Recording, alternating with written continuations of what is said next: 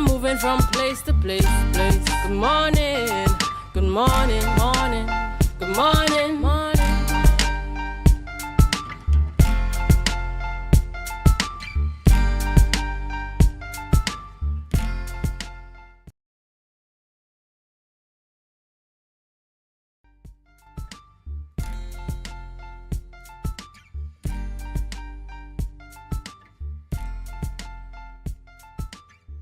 Good morning and welcome to the morning show here on Tobago Updates Television. It is Thursday, the 26th day of June 2025, and we're coming to you live from the Port Mall here in Scarborough, Tobago. I am Adana Kumbi. This is the day that the Lord has made, and I will rejoice and be glad in it.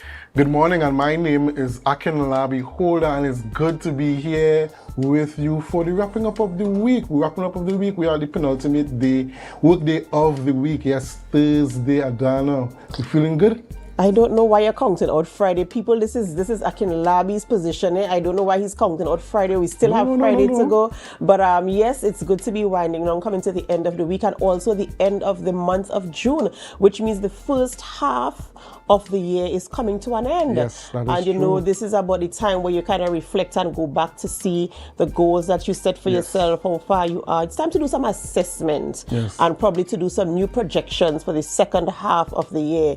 You know, so I hope that whatever you had set out to do, what you plan to do, you can see some measure of progress at least taking place there as you forge ahead to the second half of the year. Yes, indeed. Right, and viewers, we hope the same for you guys as well. We hope that you have pen to paper, you're doing your self-assessment, and you're getting ready to enter into the second half of the year. In fact, we're so happy that you're here with us this morning, that we could go through the conversations, that we could speak to persons in the space who impact the way we live, the way we see things, and the way we socialize with each other.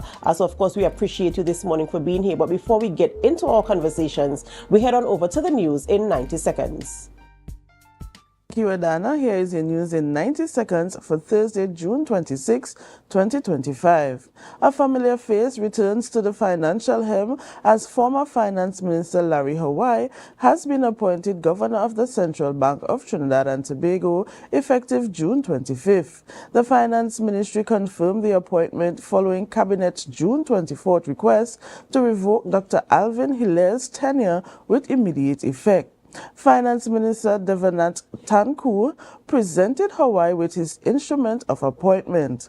Hawaii, a financial expert, previously served as Finance Minister from 2012 to 2017, Chairman of the National Gas Company, and CEO of First Citizens Bank. Up next, Keith Roy Halliday has been removed as CEO of WASA just 2 days after being labeled as a failed CEO by Public Utilities Minister Barry Paradat. His abrupt departure on June 25th marks a swish leadership shakeup. Previous WASA executive Javine Joseph has been named acting CEO.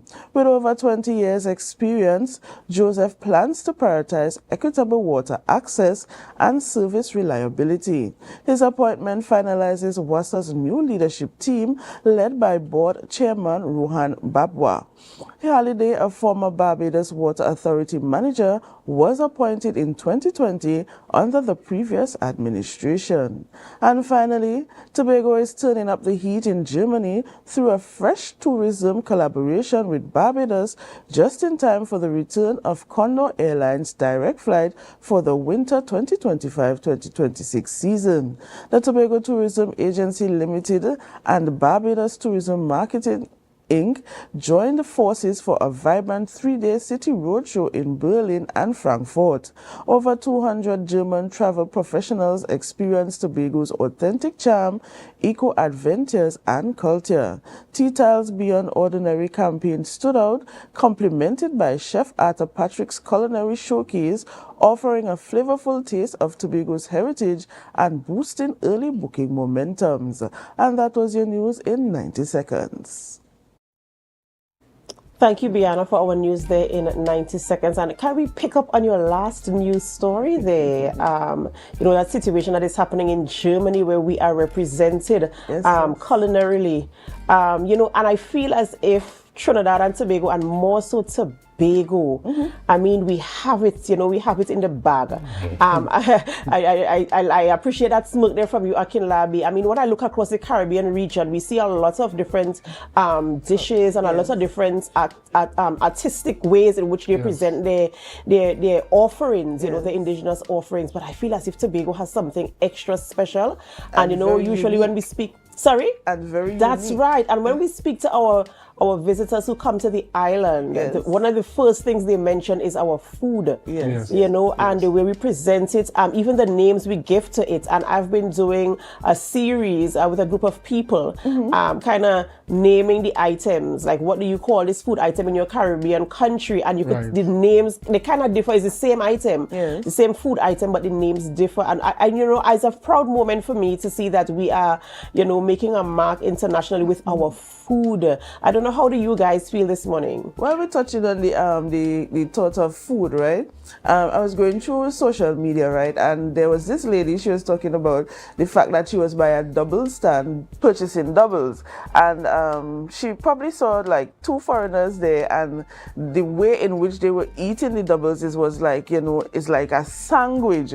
So a gentleman came after and was telling them, yo, you all eating the doubles wrong. You have to use your hands. So that's why I'm saying our culture with food is very unique. Yes. And Chef Arthur Patrick, he has been doing a lot of work, working with a lot of celebrities particularly. So, this is just another step in his career. And he's really flying the flag really high for Trinidad and Tobago, but Tobago in particular. I also want to talk about Adana and Biana, the initiative by Tital. And I think that's a very good initiative. Partnering with Barbados is a pretty good strategy, because we know Barbados is a very established destination, and to partner with them, you're bringing some of that attention that Barbados usually gets towards Tobago. So I think that this was a pretty good move by Tital. Yes, absolutely. And Bia, and I want to piggyback on what you were saying in terms of our food, the culture of our food as well, and the way we interact with our food, the things that you have to do to enjoy, for instance, how you eat crab, how you eat, it really is the relationship that we have with our food and how we kind of express it to the rest of the world.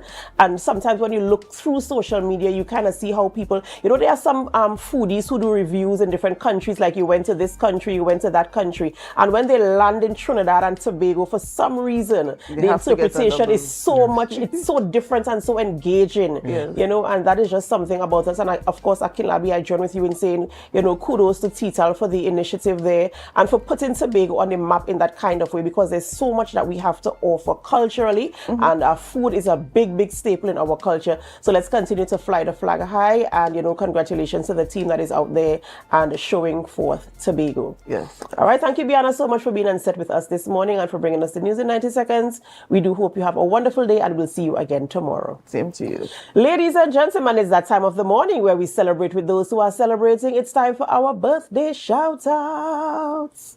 And if you know anything about Tobago Updates Television and the morning show, we do love a good celebration. And of course, this morning we say happy birthday to our lone celebrant, Mr. Collis Mitchell. Collis Mitchell is celebrating a birthday, and we say happy birthday to you. We do pray God's blessings upon your life, and we hope that you have a wonderful and amazing birthday today. God's blessings to you.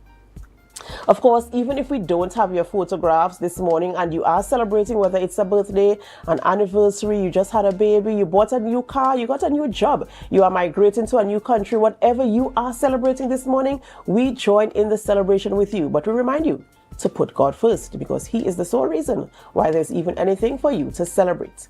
Who are we having conversations with this morning? Akinlabi, let's tell our viewers. Okay, so this morning we're having conversations with Miss Deborah Moore Miggins and Miss Devon Miggins, and they're both committee members, and they're going to be talking about the Moores family reunion. And then next up, we're going to have Arthur Patrick, yes, Chef Arthur Patrick, and he's going to be talking about his recent experience in Germany, taking local cuisine on the road to Europe. After that, we're going to have Colleen Hislop, who is the CEO of Coes Preparatory Home School, and she's going to be talking about Coes Preparatory Home School. And finally, we're going to have one Miss Acacia Devitai, and she's the band communication consultant for Yuma. She's going to be talking to us about Yuma's band launch. You know, these bands coming up to the July-August vacation, they really start to prep and put out their offerings there for National Carnival.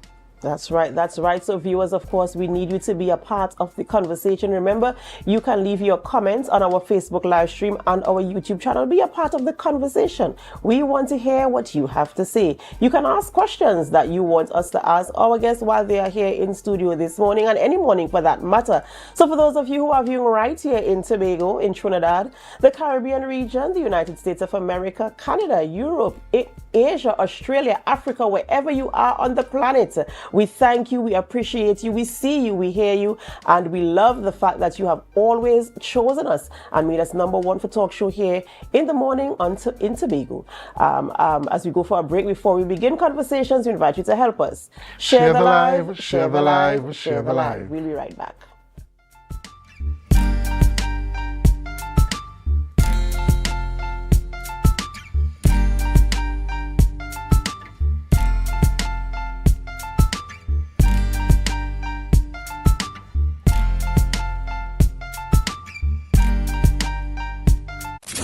Dance Ensemble Tobago presents our signature event, Tobago Dance Sport Championship and Dancing with the Caribbean Stars. Lights, cameras, dance. Our 12th edition on Saturday the 12th of July, 5 p.m. The Shore Park Cultural Complex Auditorium. See our dancers, all ages, compete in waltz, jive, rumba, salsa, mambo, and much more. Our Dancing with the Caribbean Stars. Who will take home the Mirrorball Trophy? Mrs. Takiana Ned Augustine, the wife of the Chief Secretary of the Tobago House of Assembly. Miss Lynette Louis, vocalist entertainer. Mrs. Cassandra Thompson Forbes, journalist and Tobago correspondent. Mr. Javon Carrington, founder and head trainer of Dosfit Studios, and Mr. Julian Skeet, administrator and former TV host. After show dance party with DJ Santa out of Trinidad. Early bird tickets, adults $200, children $75, and general tickets, adults $250 and children $100. Get your early bird tickets now from Dance Ensemble members, D&D Jewelers at Tobago United Cooperative, Milford the 24 gas station in Canaan, and the Shore Park Cultural Complex box office. For more information, you call 772-9049 and 340-5758. You can't miss this one.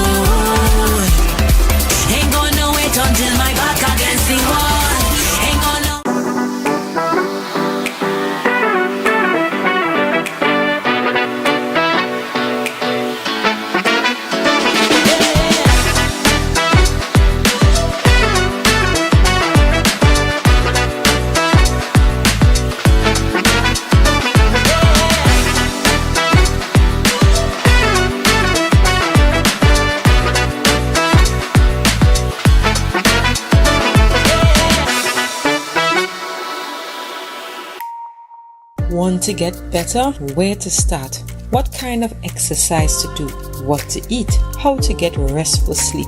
Need a doctor to search for root cause? Look no further. Come to Majuba Hill Lifestyle Center Foundation at our Wellness Center in Goodwood, or Food Hub in Darrow Springs, Scarborough, or Doctor's Office in Goodwood and Darrow Spring. Contact 49SWIFT 4979438. When the game is on, you don't want to miss the best moments. With AMPLIA TV, you can enjoy our ultimate sports package and watch your favorite games on the go. Stay connected and informed with sports news, scores, and stats with AMPLIA's fastest internet speeds. Up to 1 gigabyte fiber internet, you can stream riveting football action, cricket, NBA games, and much more. With AMPLIA, it's game on. Visit amplia.co.tt or call 800-4663. AMPLIA. Do more, live more. Quartz is well known as the Caribbean's largest retailer, providing consumers for generations with the very best products to enhance their homes. This year, we bring our expertise to businesses. Quartz Business Solutions will serve small, medium, and large companies with the very best products at the most competitive prices, backed by warranties and after-sales support. Hoteliers, office managers, restaurants, and so many more. Quartz Business Solutions, a brand of the Unicomer Group. Welcome to Tobago Glass Supplies, where innovation meets excellence and service reigns supreme. Well, I want a proper window for me house, yeah? I want no shake thing in my place. Our commitment is simple: to provide high-quality, innovative aluminum, vinyl, and glass solutions for both commercial and residential spaces. We get one wall on the side and we get one hole. You can put a window there, invent something, a window for put there. At TGSL, we don't just meet needs, we exceed expectations. Our range includes the finest aluminum cladding options, setting new standards in durability and style. Well, me meet ya. Me don't know who I'm talking to, but my cousin Tufina tell me for call all you go get proper thing for put there. Me don't know. Driven by our passion to elevate, we aim to be the leading supplier in the Caribbean market while retaining our identity as a family-owned business. Driven? No, I ain't driving. I get a bus ticket. One of me pick me them go drop me down there. Must bring me down there. Russo Trace Springer down by the place down there. Because at Tobago Glass Supplies Limited, it's not just about products, it's about relationships. It's about you. It's all about me? Who's your family? You know Edna and Dorka and them, you know them, but you resemble them Edward boy and them Edward people them you. Tobago Glass Supplies, Russo Trace Spring Garden, telephone number 639-6266. Innovation, quality, service. That's Tobago Glass Supplies Limited. MI4 Security Services Company is the most advanced security service in Tobago. Ask about our cash and transit service. It's safe, risk-free, reliable, and timely. We provide safe banking delivery for all business types and sizes with highly trained staff, 24/7 monitoring, coordinated emergency response, and a well-maintained fleet of armored vehicles. Contact us at 660-7723 or visit our website at www.mi4securitytt.com to sign up today.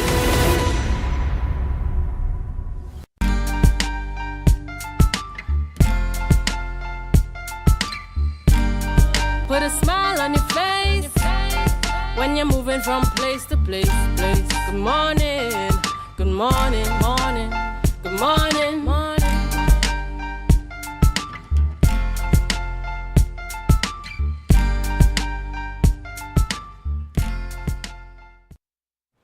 Welcome back to the morning show here on Tobago Updates Television, and thank you so much for staying with us. We begin conversations in studio, and we have two beautiful ladies with us this morning, and we're going to be talking about something very, very special. You know, on the island of Tobago, we embrace family, and we have something called family reunions. In fact, most families have their family reunion, and this morning we're speaking to the Tobago Moors as they prepare to celebrate their family reunion. And with me, I have Mrs. Deborah Moore Miggins and Miss Devon Miggins. Good morning and welcome. Good morning. Thank you for having us. Of course, and I must put this out there. I am a Moor too. You know, and we are preparing to celebrate our family reunion here on the island of Tobago. And I just want to tell our viewers a little bit about who the Moors are and how we came to be, how we came to settle here on the island of Tobago. Perhaps I'll take that one. The Moors originated in Barbados. I think many families, and first thank you for having us, and good morning. Good morning to all listeners or viewers. Yes, they came from Barbados by boat in those days, you know, And it appeared that they landed at Charlottesville. Not it appeared, that's what the history says. There were 3 Moore brothers, and one we call, or we know him as Old Benjamin Moore. Another, history says, and you know, sometimes we're not very sure, but what we got handed down was that another was Simon Peter Moore. And a third was one called Lambo Moore, because apparently they didn't know his name too good. So Old Benjamin Moore stayed in Charlottesville. Simon Peter went to Palatavere, and Lambo Moore naturally came to Lambo. And out of these 3 clans, we call them, came all the Moors that we know. Most of them, I think all Moors in Tobago emanated from those 3 gentlemen. And of course, we married, and so we don't anymore look at it as just a Moor situation or a Moor thing. We look at it with all the families that have interacted with us, married us, etc. So the Christmases are very well known as part of the Moore connection. The Allens in Charlottesville, the Samuel, there's a Mirella Samuel Moore. So whatever that brought to the table, we are now experiencing the death of one who married us, 2 our cousins in Spring Garden, and we say morning to them, and we of course express our sympathies, and that's why we don't have another collection of Moore here, because everybody, I guess every Moore will be at that funeral today. So those are the 3 strands that came together to bring the Moore to this stage where we are. Right, and now we're preparing to celebrate a family reunion. In your opinion, why is it important to ensure that, especially the younger generation, because you were talking about the history and the fact that sometimes we don't always get the facts right, but we have some information that we could work on. Why is it important now to have this family reunion and to ensure the younger generation, they know where they come from? Well, we've always had our reunion in a somewhat of an informal way. We started out in 2015. Even before that. Yeah, even before we used Auntie Harriet. Yes, we our matriarch line in the Lambo Moors, Harriet Moore. She was the one who really was, you know, she was like, I want my family around me, right? I want to know who my family is, who's my great niece, you know, going down the line. And so we started informally, and then we started to formalize this thing and realize that, you know, even though she said it's not a Moore thing, it's a Moore thing. You know, we realized that there were these 3 Moors that we all descended from. So we started out in, you know, maybe 2010, informal, and then started to formalize by 2015. Of course, we know what happened 5 years later. We tried to have it every 5 years. We know what happened in 2020. We were looking at the pandemic, and so we had to postpone. And we decided that this year we're coming back out with a bang in 2025. And I know you were there in 2015, and we had a glorious time, and these Moors just love to reunite and see each other and hug each other and say, oh, look, your picnic grow so big, and them kind of things. So, you know, we really like to keep the family bonds tight, and also to know, right, to be able to say, look, Adan, look, my cousin, like I don't say, look, my cousin Adan on TV, you know. And even when the younger ones come up, like I tell my son, look your auntie, look your cousin, look your this, you know, so they kind of know who they are. They can connect with people. In fact, little children like when they go to school and they tell their friends, that is my cousin. Yes, what is my cousin? Everybody is their cousin, you know. But for them to actually know who their relatives are. And I love this about the Moors. I know other families do it too, but I love it specifically about the Moors because I feel the embrace. I see people who I don't know, and they are like, you're a Moor? And I'm like, how do you know this? I remember you from something. Right. And they own you. One time, ownership one time. It doesn't matter if you're excelling. It doesn't matter if you're struggling. Once they realize that you are a Moor, they embrace you. And I love this about my family. I must boast I am a Moor also. You know, so we're talking about the calendar of events, but primarily today we want to focus on an occasion that is coming up. Yes. This Saturday. Well, right? This Saturday is, we can say, Lambo on show. We are having a grand soup sale, which we have commissioned from one of the best soup makers in Tobago. I ain't gonna call name because I think everybody knows who is the best. So just click into who you know as that best. And we're asking everybody to support us. We'll be at the food hub and we will be there serving from 8 o'clock to 10 o'clock. Now, if you come after and there's still food, you're sure to get. But bear in mind what we're talking about is the famous, demanded cow heel soup. That's right. That is the one that I'm ready for mine now. And there's, of course, pigtail soup for those who love that. There is a corn soup for all vegetarians. And we have dasheen bush with pigtail. So nobody could say they're not catering to me or to my family. So we are starting at 8, as I said. The prices are basically $50, all except the corn soup, which is $40. And, you know, last time we had a corn soup, soup sale, and the camaraderie that was there, I didn't expect that. People hung around the line, and again the greeting, hey, how you do? You know you his family, but people buy tickets from you not knowing about the pumpkin vine that exists. And somebody else say, you will know your more. Come on. It was really beautiful. And perhaps the whole of Tobago, if they come there Saturday, would find out the connections to the mall. So we're looking forward to that. And we're asking Tobago to kindly support us so that we can bring off what would be, we think is going to be a grand reunion, and other families can start to, you know, big up their family as well, because as you rightly said, family is very important, very important. Very, very, very important. I would just like to add that the theme for this year is always room for more. So don't feel you're gonna come on to the soup sale and then we ain't have room for more, right? And we know that your stomach also have room for more. So make sure you don't just get one ticket. 2, 3. Don't be stingy and keep the soup for yourself. That's right, that's right. You know, go home and carry home for your family. And talking about tickets, how do we access tickets for the sale? Anybody who is a more. I love it, I love it, I love it, I love it. I have tickets, a few remaining, so with mine you have to get in on me quick. Marjorie Moore Carrington has tickets. Pearline, not Pearline, I'm sorry, I'm mixing up the Palatavere clan now. Morning, Pearline. Very hard-working. You know, we are divided into clans. Lambo clan, Palatavere clan, and Charlottesville. Each would have a day when the reunion starts. And I know you're going to ask me more about the timetable for the reunion. But as of right now, between Marjorie, myself, Devon, you can contact us for tickets. That's right, that's right. You know, you don't want to miss out on this soup sale. I could smell the soup from now and I could taste it.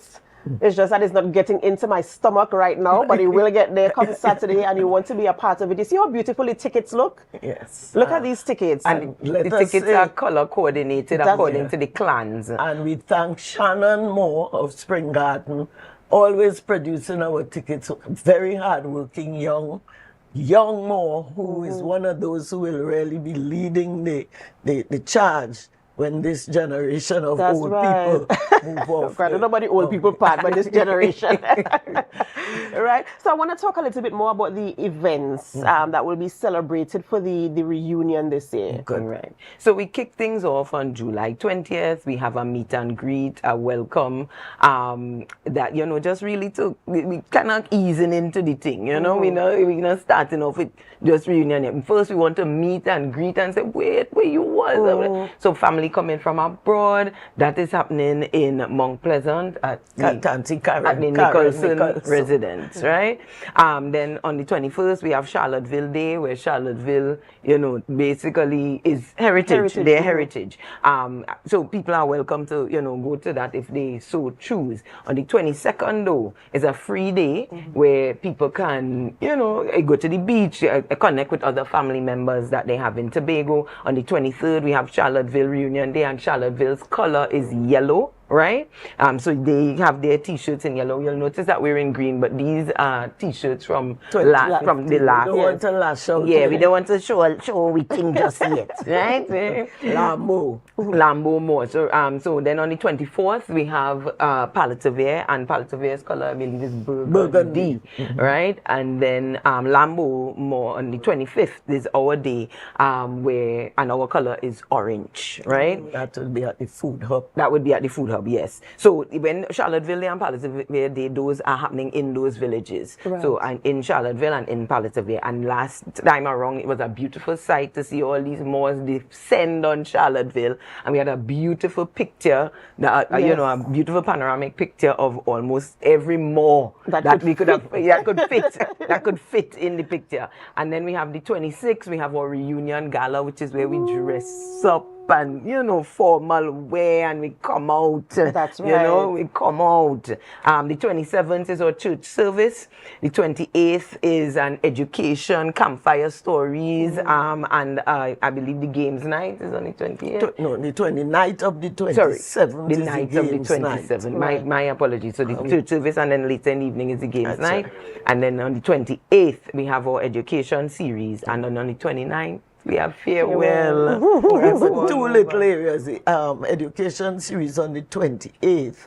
In the evening is the bonfire. Right. And there we'll be telling stories, doing speech band, anything that. And these Moors, we have a little gift of storytelling. And if you all don't believe me, the two persons sitting on set right now, if you never hear a story through speech band, you ain't hear a story yet. Right? So it's all of that that will be a part of what is happening. But let me just plug for what we're doing at St. Patrick's Anglican Church. One of our ancestors from Lambo was known as Alexander Dormout Moore. And he was such a critical person at the St. Patrick's Church that where you have all the dignitaries buried up front, you have this humble, lowly piece of, and when you say grave, just a slab of concrete in between all the majestic and well-known Sir Geoffrey Knox and C.P. Roberts, who was my principal at Bonacourt. So he was recognized as important, but I guess the family didn't have anything to make him look as important. So we are refurbishing that slab and making him to look as what he's supposed. He was not a dormout because he used to sit at the church as the sexton. He ain't sitting nowhere else but at the front of the church, even in his home. So dormout. And we are going to have a ceremony commemorating his life and his legacy on the morning of the 27th, that Sunday morning. We're going to invite everybody who will come, have a little refreshments after. So I needed us to know that the more, and we want to do that throughout all the villages. Palatavere, if you have your Simon Peter, if you could find his grave, Old Benjamin Moore, if you could find his descendants, and we want to do that as well. But the 27th would be the day for that. I'm tempted to ask, how much more can the Moors do? But we can do so much more. There's always room for more. I really appreciate you ladies this morning, and I am looking forward to all the events leading up to our family reunion. And yes, I'm saying our family reunion. Might I remind you, I am a Moor. I am from the Lambo clan of Moors, and when I see people around and they say, hi cuz, even though you're not closely knitted, even if you're not first cousin, you're still cousin and you identify. I love it. And I will be seeing all of you guys at our family reunion. Come from the 20th of July all the way to the 29th. Right. But do not forget the soup sale this Saturday at the Food Hub from 8 a.m. to 10 a.m. You can get your tickets from the committee members. Mrs. Deborah Moore Miggins. Remind me of the names again. Miss Marjorie Moore. Carrington. Right. And also Devon as well will have tickets. You can even contact me if you want to get your tickets, and I will make tickets available to you. But they're going fast. Because the soup tastes nice. And from the best. That's right. Tobago. That's right. Not to omit that at all. Yes. So we're hoping to see you guys there. Thank you so much for all the love that you give to us Moors. And of course, I must say a pleasant morning to all of the Moors far and wide. We love you very much. And today we are celebrating the life of Viola Moore. We'll be there at the Moravian Church this morning as well to share more love as we usually do. Good. Thank you very much. Of course, a pleasure. A pleasure having you. We couldn't find you, and somebody said, but I bring shit. Well, they're letting the cat out the bag this morning on air. So I, of course, will be very, very present. All right, ladies and gentlemen, we have to go for a short break before we continue conversation in studio. And as we go, we invite you to help us share the live, share the live, share the live. We'll be right back.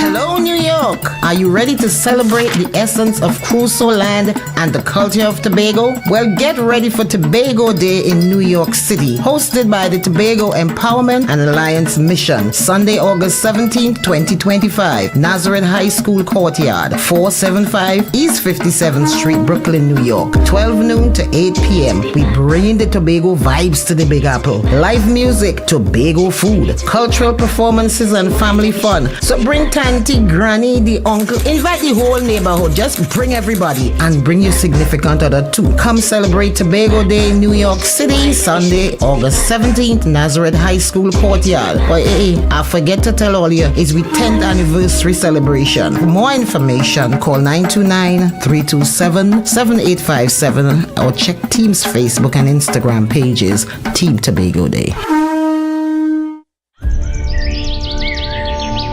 Tobago, this is your chance to lock in the brunch experience of the summer. Sun up, real bad girl get nasty. The brunch inclusive edition, the ultimate party in the East, where vibrant flavors, refreshing cocktails, and electrifying vibes collide. It's happening on Saturday, July 5th from 3 p.m. at Deltec Compound, Argyle. Bring your coolers, bring your crew, and brunch, sip, and vibe in style. This is the flavorful escape you've been waiting for. Grab your tickets now at Barcode, Harblow Supermarket, Lost Restaurant and Lounge, Deltec Compound, and committee members. Sun up! It's more than a brunch, it's an experience. Do you think you know Premier League or Champions League football? What about international cricket or the IPL and CPL? How about NBA basketball? Well, now you can put your skills to work to earn some extra cash by betting on the games with TT Bet Arena. Simply go to our website, choose a sport you want to bet on, find the games and place your bets. And with your computer or mobile device, you can bet from anywhere. Just go to ttbetarena.com, sign up for a free account, make a deposit, and start betting. It's that simple. You can even qualify for our $2,000 sign-up bonus. We also have horse racing, plus live casino games where you can bet using TT dollars. And check our new Tobago location at 7B Milford Road, Crown Point. For more info, call or WhatsApp 494-0634. TT Bet Arena, the #1 sports betting company in Trinidad and Tobago.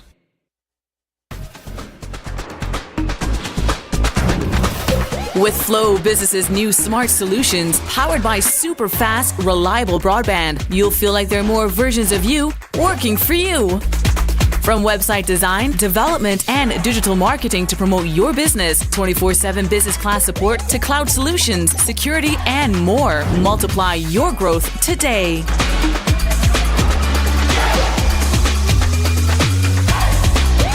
Are you in a dispute with a registered investment service provider of the TTSEC? Or maybe you're the victim of an investment scam? You can lodge a complaint or submit an anonymous tip to the Trinidad and Tobago Securities and Exchange Commission. Download our Investor Protection app or go to ttsec.org.tt to access our complaint form or submit an anonymous tip. Write a clear summary of your complaint. Submit copies of supporting documents along with the originals for verification. Provide a copy of the feedback received from the entity regarding your complaint. All investor complaints or scam reports submitted by the public are acknowledged and reviewed by the TTSEC. Investigations are pursued based on the outcome of the review. Trinidad and Tobago Securities and Exchange Commission, protecting the interests of investors and the public. You invest, we protect. Everyone benefits. Coconut's Cafe, the buffet restaurant that specializes in all your tasty local dishes. For breakfast and for lunch. Breakfast includes coconut bake and sada roti, served with chokers, bull joil, and sausages in tomato sauce. Not forgetting beef and cheese pies, shepherd's pie, macaroni pie, and rice in various styles. Meat served in a variety of flavors, garden salads, and pasta salads. salads. All this accompanied by fruit juices, coconut water, your choice of a great combination to appease your taste buds. So call us today to order, as we are here to accommodate your busy schedules or if you are having a cooking day off.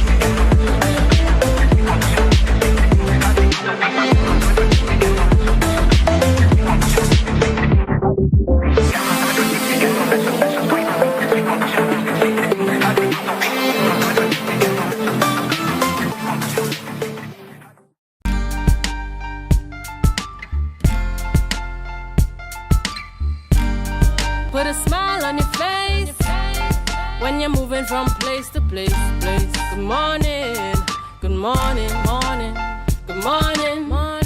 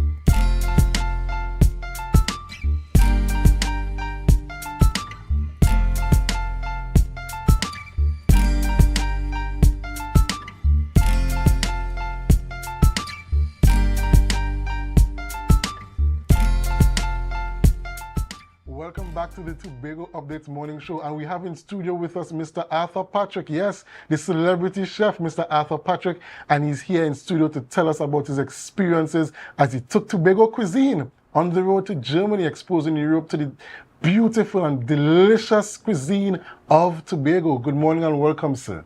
Hi, good morning, good morning. Thank you for having me. All right. Of course. So tell us, you took Tobago cuisine on the road. What was that experience like? It was an awesome experience being able to represent Tobago on an international stage, as a German stage.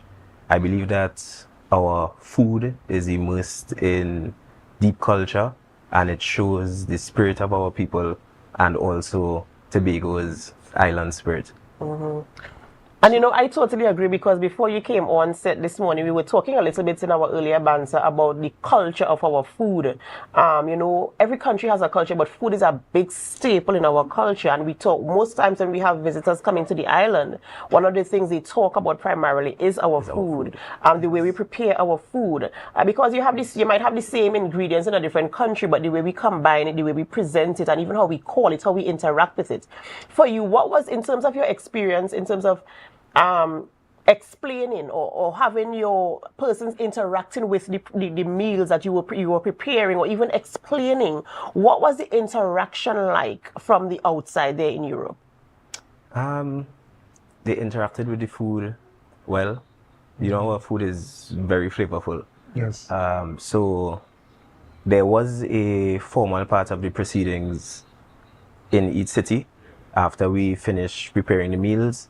And in that formal part, we were interviewed in front of the German market, and we were able to explain the dishes that were prepared, the herbs and spices that were used, so they get a better understanding of what they were going to indulge in, what they were going to eat. Yes. So they loved everything on the Barbados side and also on the Tobago side. Mm-hmm. So tell us some of the dishes that you would have prepared for the audience to You sure taste? you want him to answer that, Akilabi? Because already I am ready for a portion. But let's go. Well, of course, we had to have crab and dumpling. Yes. Right? So I prepared the crab and dumpling not in a traditional way, because in Germany they wouldn't have the same blue crab like what we have here. So I had to use the crab meat that they had out there, but the flavors were the same, everything. I presented it in I elevated it to a standard that they would appreciate, because as we know, people eat with their eyes first. Some of the other items I did black cake, kuku and kalaloo. I even made dasheen puncha creme. And that dasheen puncha creme recipe was actually created by one of my co-workers at the Tobago Hospitality and Tourism Institute, Miss Dion Kwashi Mio. So I took the recipe on the road and they loved it. Stews, of course. I had to do something stew. So I did stew beef, provision, pie. I did a lot of things. A lot of things, a lot of items. Very good to know. Yes, I told you I'll be salivating over these menus. And you know, I like the fact that you said that people eat with their eyes first. Yes. And it is very true. The presentation is what gives you, first of all, you get your 10 points for that before you even taste, because you already have an expectation. When you see the plates and you're like, ooh, that must taste really good. And so I like the fact that you understand your craft and that you take pride in it to ensure that whatever you present represents who you are, your personal brand, and also representing the island of Tobago. In terms of going out there, what did it mean for you to be there representing your island in that way, ensuring that people kind of understand the culture of how we are, who we are, through our food?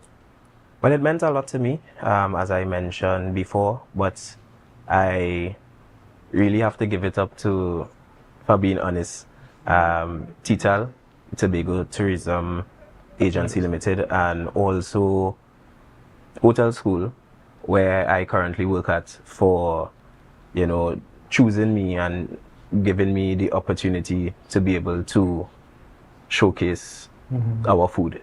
Because I guess without them, I would not have been able to be out there. So I have to give it up to them. So for Chef Arthur Patrick, right? What this experience, was there any sort of outcomes from this experience? You were able to make any business connections, any linkages for yourself and maybe for Tobago as well?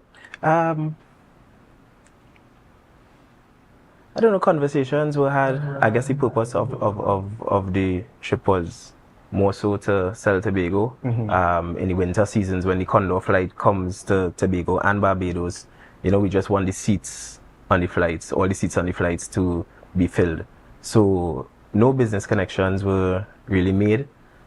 Most times I was in the kitchen in the heat, cooking.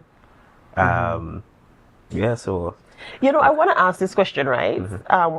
I know sometimes when you're doing what you're passionate about, you have a kind of feeling. What is it when you're talking about being in the kitchen in the heat cooking and a big smile is on your face? And I know when I'm in the kitchen sometimes I get frustrated because it's too hot, my hair and my face, I need to do something. But here you are smiling, expressing the way you feel when you're in the kitchen and cooking. What is it like for you in your mind, your psyche? How do you know, what is it like for you? It's a feeling that I really can't explain, but just the heat, being under that pressure,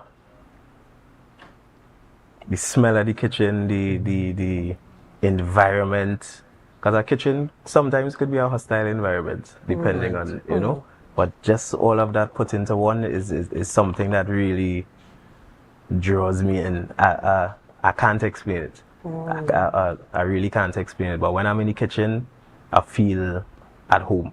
And what drew you to the kitchen in the first place? It was a bowl of macaroni and cheese, to be honest. Wow. Yes, a bowl of macaroni and cheese. I always used to make macaroni and cheese. That was my go-to meal when I was younger. And, you know, back in the day, you'd see all these cooking infomercials and shows on TV. And there was a chef, he was doing some type of pasta, and he put some oregano in the pasta. So I asked my mom, I said, when you go into the grocery, buy some oregano for me. Now I don't even know what this oregano is. Right. I just saw the guy on TV use it. So I said, well, buy some oregano. So she did. And when I tried it on my macaroni and cheese, it changed the flavor drastically. And I was like, wow, if this one ingredient could change the flavor of this dish so much, what could other ingredients do? So it piqued my interest into the culinary field. I didn't know I wanted to be a chef, but it definitely helped me, I guess, appreciate food more. Okay. I want this story to be told. I want this story to be told more and more and more, because I would not have imagined it like that, you know. So I really wish that this story could be told, ladies and gentlemen. I mean, you could literally do anything out of a situation, and you know, just something that happened by chance, you can become something. I know. I want you to encourage, as we on that topic, I want you to encourage our viewers this morning. Those of them might have a dream or not even certain what they want to do. And opportunities are before all of us. How do you tell or encourage somebody to go for the opportunities that are ahead, or to try something and you never know where you can land? What I would say, first of all, if you have a dream or goal, something my mom always used to tell me, keep it to yourself, tell God, pray about it, and you work towards it. Some people may, I guess, try to discourage you and say that it's not possible, but by them telling you it's not possible, they might just be pushing their insecurities on you. So keep your plans to yourself. If you know you have a goal, something that you are passionate about and that you really want, put your head down, work hard, say your prayers, and it will happen. It will happen. Okay, well, I don't really have anything else to ask you. I think you covered everything. Because we're so mesmerized by the whole experience and the whole, you know. The only other thing I want to ask him is, next time you come in on Tobago Updates, you had to bring something for me to eat, man. No, definitely. You had to bring something for me to eat. Definitely. I was thinking that you all should tell me something. We'll talk to the producer next time about that. Mr. Patrick, we really, really appreciate you. We appreciate what you're doing for Tobago. We appreciate your skill. And I can feel your passion even in this conversation. I've seen videos of you preparing meals at Azaki Labi, say celebrity chef. We've seen it all. And I'm really grateful I have the opportunity to speak with you this morning and to actually feel your energy here. And I take this opportunity on behalf of Tobago Updates Television and all our viewers, might I say, all the best in all your future endeavors, ensuring Tobago gets this space on the map, and that you continue to produce meals that people can engage with, form relationships with, have conversations over, come up with ideas over. Can you imagine somebody eating something you prepare and he came up with an idea over a meal? Yes. You know, and so I want you to continue producing for people to enjoy a part of who you are and a part of what Tobago is. So thank you so much for being here. Thank you so much for having me. All the best in your future endeavors. Thank you. Ladies and gentlemen, we have to go for a short break before we continue conversations in studio this morning. And as we go, we invite you to help us. Share the live, share the live, share the live. We'll be right back.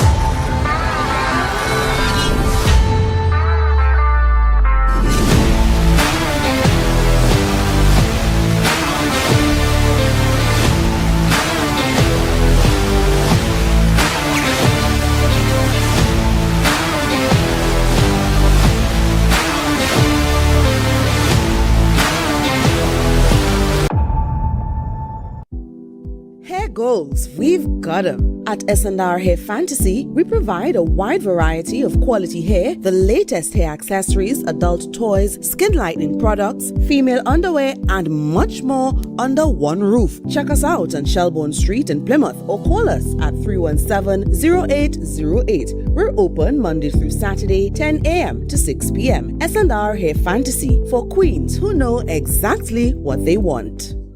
Quartz is well known as the Caribbean's largest retailer, providing consumers for generations with the very best products to enhance their homes. This year, we bring our expertise to businesses. Quartz Business Solutions will serve small, medium, and large companies with the very best products at the most competitive prices, backed by warranties and after-sales support. Hoteliers, office managers, restaurants, and so many more. Quartz Business Solutions, a brand of the Unicomer Group. Do you think you know Premier League or Champions League football? What about international cricket or the IPL and CPL? How about NBA basketball? Well, now you can put your skills to work to earn some extra cash by betting on the games with TT Bet Arena. Simply go to our website, choose a sport you want to bet on, find the games and place your bets. And with your computer or mobile device, you can bet from anywhere. Just go to ttbetarena.com, sign up for a free account, make a deposit, and start betting. It's that simple.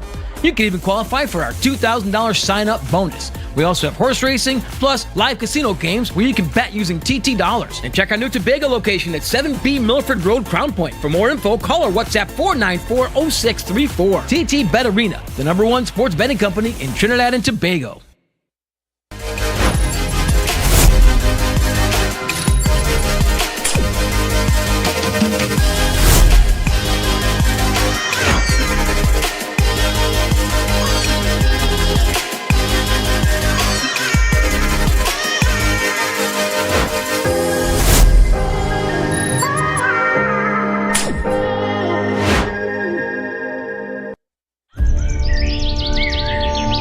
Tobago, this is your chance to lock in the brunch experience of the summer. Sun up. Real bad girl, get nasty. The brunch inclusive edition, the ultimate party in the East, where vibrant flavors, refreshing cocktails, and electrifying vibes collide. It's happening on Saturday, July 5th from 3 p.m. at Deltec Compound, Argyle. Bring your coolers, bring your crew, and brunch, sip, and vibe in style. This is the flavorful escape you've been waiting for. Grab your tickets now at Barcode, Pablo Supermarket, Lost Restaurant and Lounge, Deltec Compound, and committee members. Sun up. It's more than a brunch. It's an experience.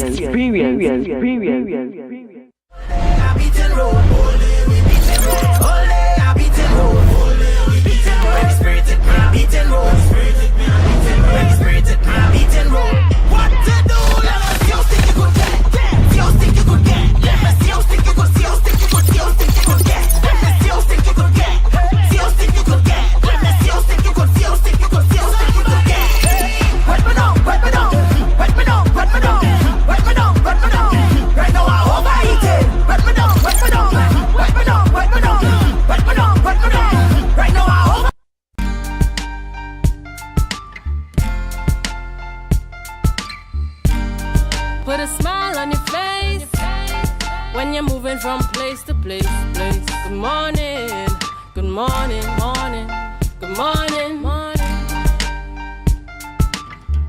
Welcome back to the morning show here on Tobago Updates Television, and thank you so much for staying with us. We continue conversations this morning as we head into the Women in Business segment, and this morning we speak with Auntie Colleen Hislop. She is the CEO of Cohis Preparatory Home School, and we also have Miss Rochelle Hamlet, who is the administrative assistant of the same school this morning as we talk about their business. Good morning, ladies, and welcome. Good morning. And good morning, Tobago, and wherever you are viewing from. That's right. You know, it's a pleasure having you in studio this morning as we speak on this topic. You know, we're talking about women in business, women setting up and establishing businesses on the island of Tobago, thriving, going through the challenges, and of course, meeting their goals as they go along and impacting lives. And so we're talking about your business, which is Cohis Preparatory Home School. So tell us a little bit about the business. Cohis Preparatory Home School is a private educational institution located at 61B Belmont Road, Mason Hall, Tobago, where we are catering for the needs of children who may have challenges in the mainstream environment. Mm-hmm. We started in 2016, where we started with one student. Actually, that student was a granddaughter of mine who was having some challenges in the mainstream environment, and the parents asked me to take her to work with her with the intent that she will have resorted to her regular school, but that didn't take place. So what happened subsequently to that, with my having been an educator for over 50 years, other parents who had students, who had children in a similar situation, they approached me as well. And so the enrollment moved from 1. We started in September of 2016, and by December of 2016, we had 3 students. And then the increase kept going into 2017. So here we are today, operating Cohis Preparatory Homeschool, enrollment of close to 45 students, and we are catering for all the ages, from the beginners, 5 years, to the students of the C age, 12 plus. Wow, that is absolutely amazing. And it's so amazing how something can happen out of a situation, you know, that an opportunity can be created out of a situation. And so now you are in a position where you have 45 students to teach, manage, and get them ready, you know, to move on to the higher level in school. And what is the experience like for you? I know you came out of an education background, so this for you is second nature.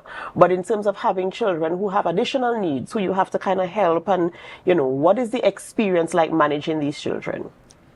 Well, since it was not intended to be this large, and the numbers kept increasing, and what we recognized too was that students who had certain particular needs were coming to us, we were being approached to deal with them.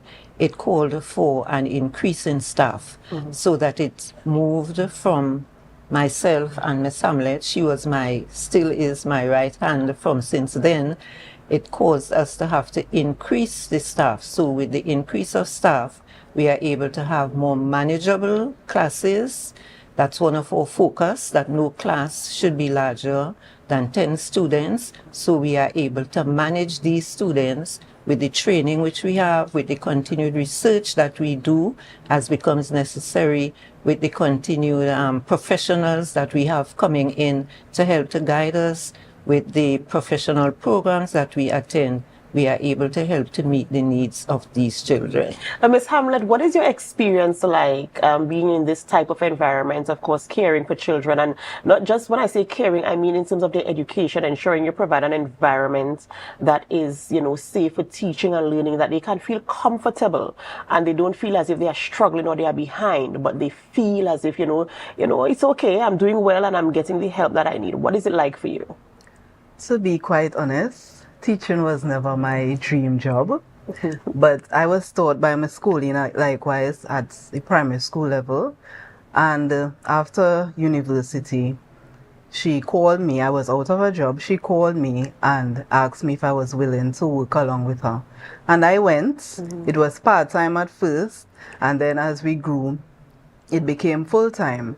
And being a teacher is like being a mother.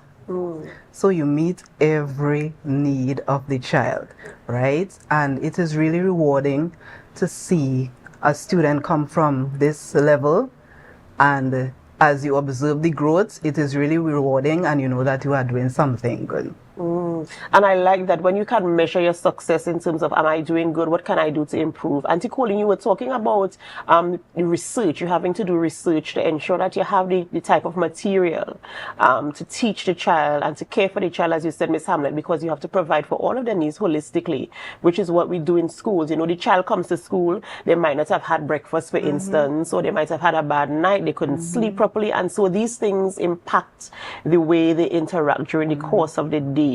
How have you been able to use your maternal instinct, if I could call it that, to ensure that you can kind of assess that a child is not being the normal self today, and you have to give them some extra attention?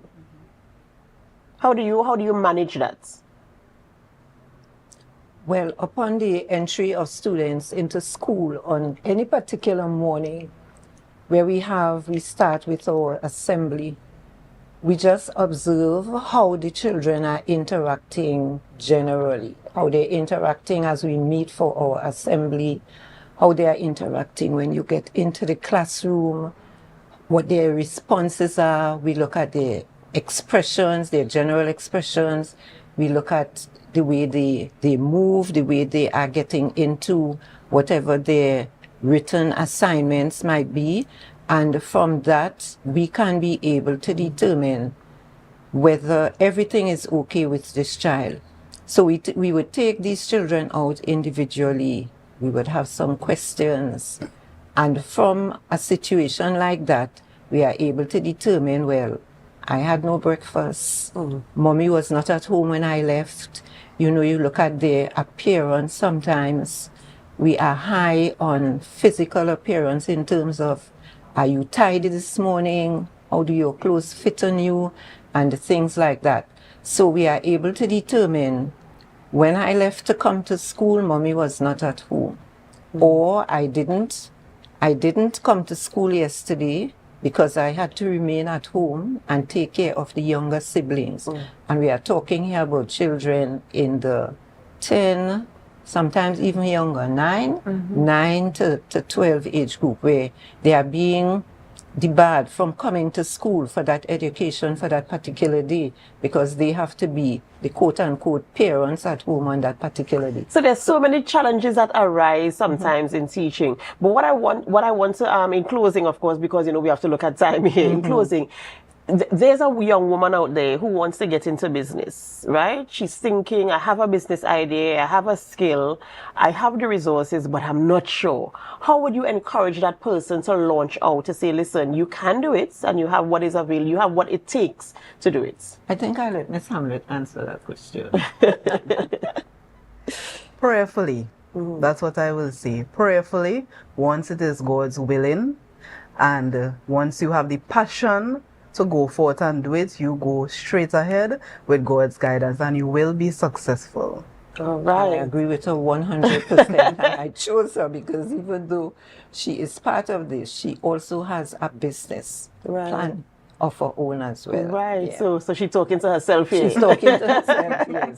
I like that. I like that. I wish you continued success as you continue to mold minds and prepare children for the world at large. Because when they leave school, they enter into the real world where they have to become adults, where they have to start to think critically and make decisions and stuff like that. So I appreciate you, of course, for what you are doing. And I wish your business continues to strive and that the children can see the benefits of being a part of Cohase Preparatory Home School, right? All the best to you. Okay, and we thank you very much for having us this morning. Of course, a pleasure.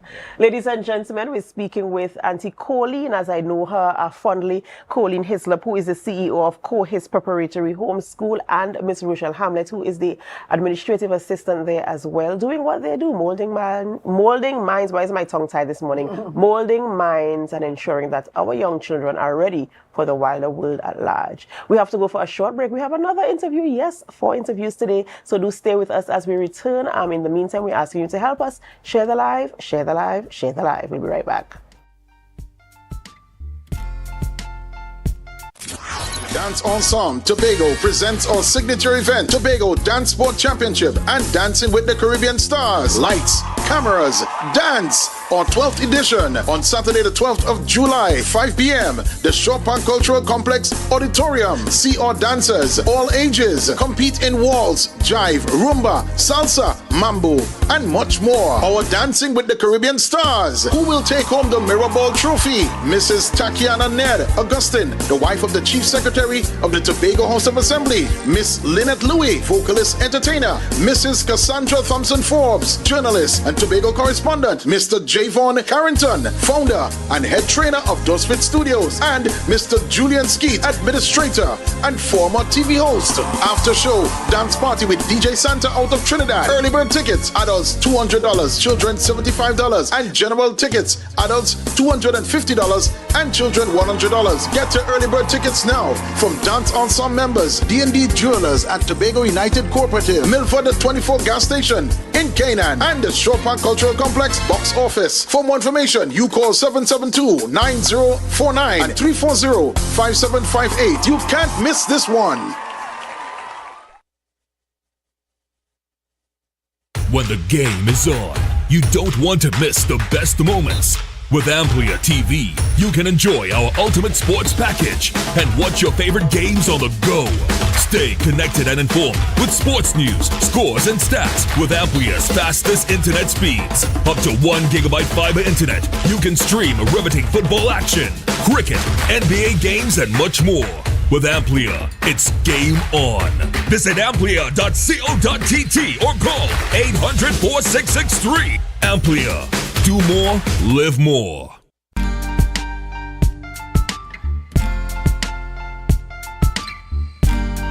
Put a smile on your face when you're moving from place to place. Good morning, good morning, morning, good morning, morning.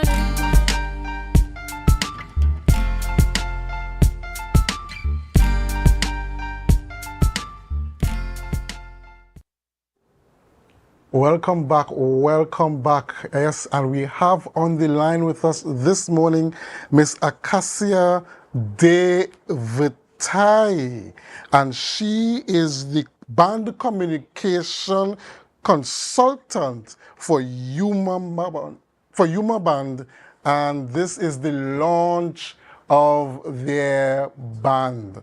Good morning and welcome, Miss Vitai. Good morning, good morning. Thank you for having me. Yes, and we're talking about Yuma Band launch. Just tell us, when is the Yuma Band launch? Okay, so for the third consecutive year, our band launch will take place at the International Waterfront Center on Saturday, 28th, 2025, June, which is on Saturday, from 9 p.m. to 3 a.m. Now, we love this venue because it offers, ample space and a serene atmosphere right in the heart of Port of Spain. So parking is available at Furnace Car Park, and we're extremely excited. Our early bird tickets have already sold out, and 2 tiers have already sold out as well. So right now, we have tiers at $550 and $600 still available. Our 400 and 500 tickets have already sold out.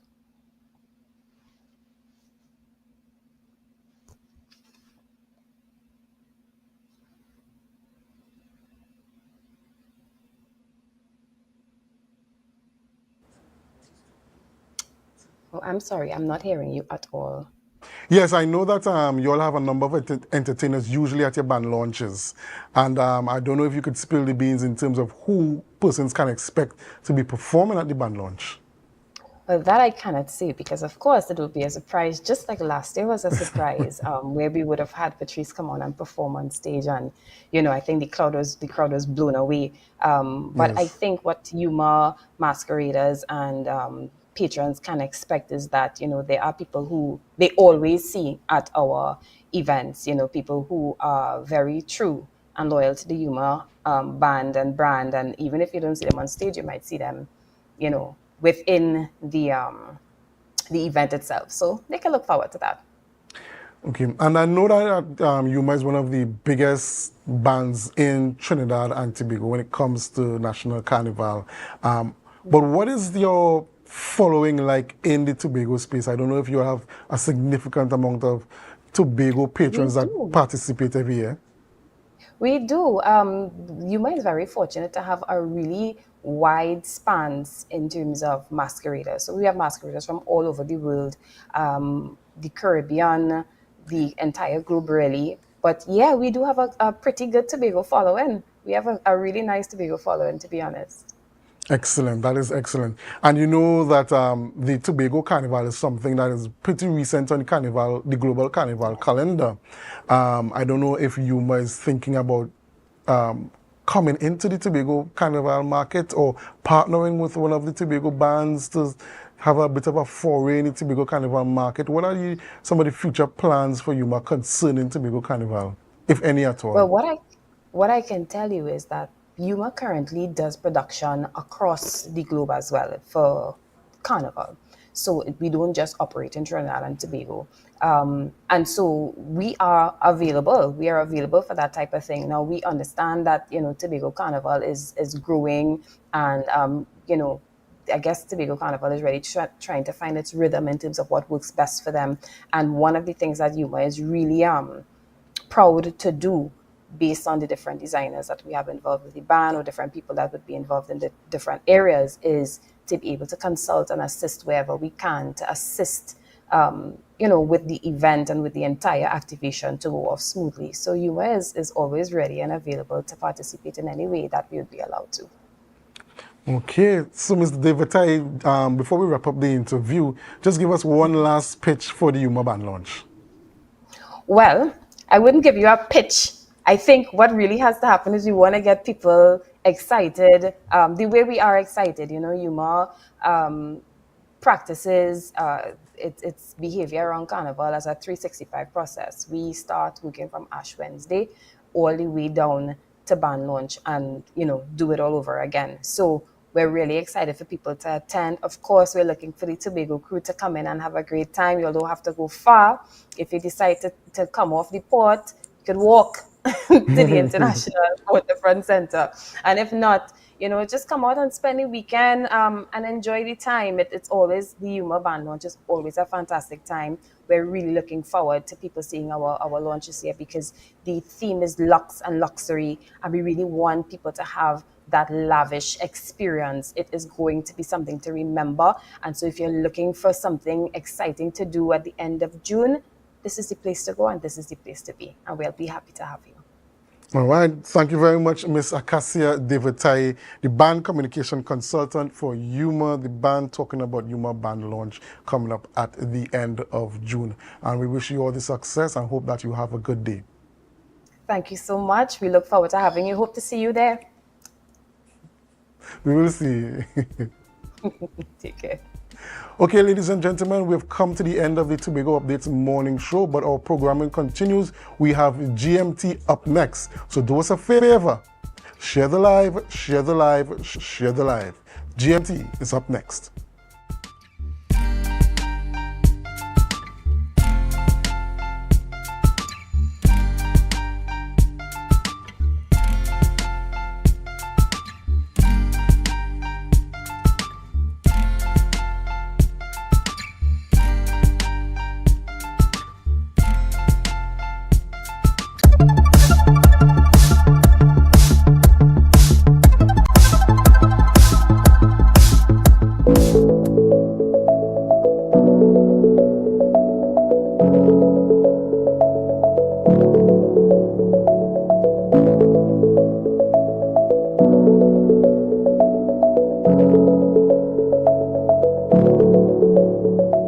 The strength of our resilience towards disaster preparedness and the strength of our resilience to the impacts of climate change, while it is grounded in our capacity and our capability in terms of our responsiveness, the resources that are available to us, while it is indicative as well as of our technical capabilities and how we are trained to prepare. But I want to tell you this morning that our resilience is also grounded in the fact and also largely dependent on how much we can collaborate with each other. But when we look at our landscape, on our inner cities and also our rural communities, they are highly vulnerable to hydrometeorological events. And therefore it's important for these stakeholders, our stakeholders, to understand exactly what is happening with the hydrometeorological impact on our exposure. For example, our coastal community, our slopes, slope failures, fallen trees, or utilities, and what is going on with our infrastructure. And we have seen where funding has become a major issue in terms of rehabilitation and recovery. And therefore, I think it is necessary for all of Tobago to understand the importance, therefore, of resiliency. And this session will allow us to have a true picture as to what is exactly happening, not just the negative, but also how we can merge our resources together. One of the things that we're looking forward to is having pods in every community so that when a disaster hits, they're not looking at Speyside to get a chainsaw. They would have it within their own community. They'll be able to respond to their own community emergency response. So another thing, as Dario was mentioning, was making sure that we know who are the vulnerable within our community, where is the loose roof that's in our community, so that we know even beforehand how we can address these issues. I am a returning national. I recently came back to the island. I was back in April, and I wanted all the information that I could get, really, because I'm worried about what I don't know. And so far, it's a lot. So it really is about the information so that I could be prepared for what is to come. I'm so glad that I'm here, and I already picked up a few things that I need to actually learn some more about. So I think they're absolutely vital.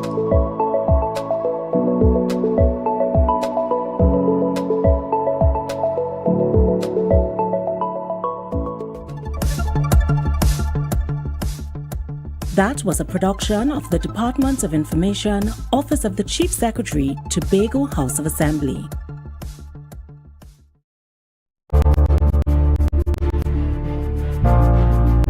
You're viewing Tobago Updates Television, your exclusive gateway to Tobago, broadcasting the beauty of this island paradise to the world.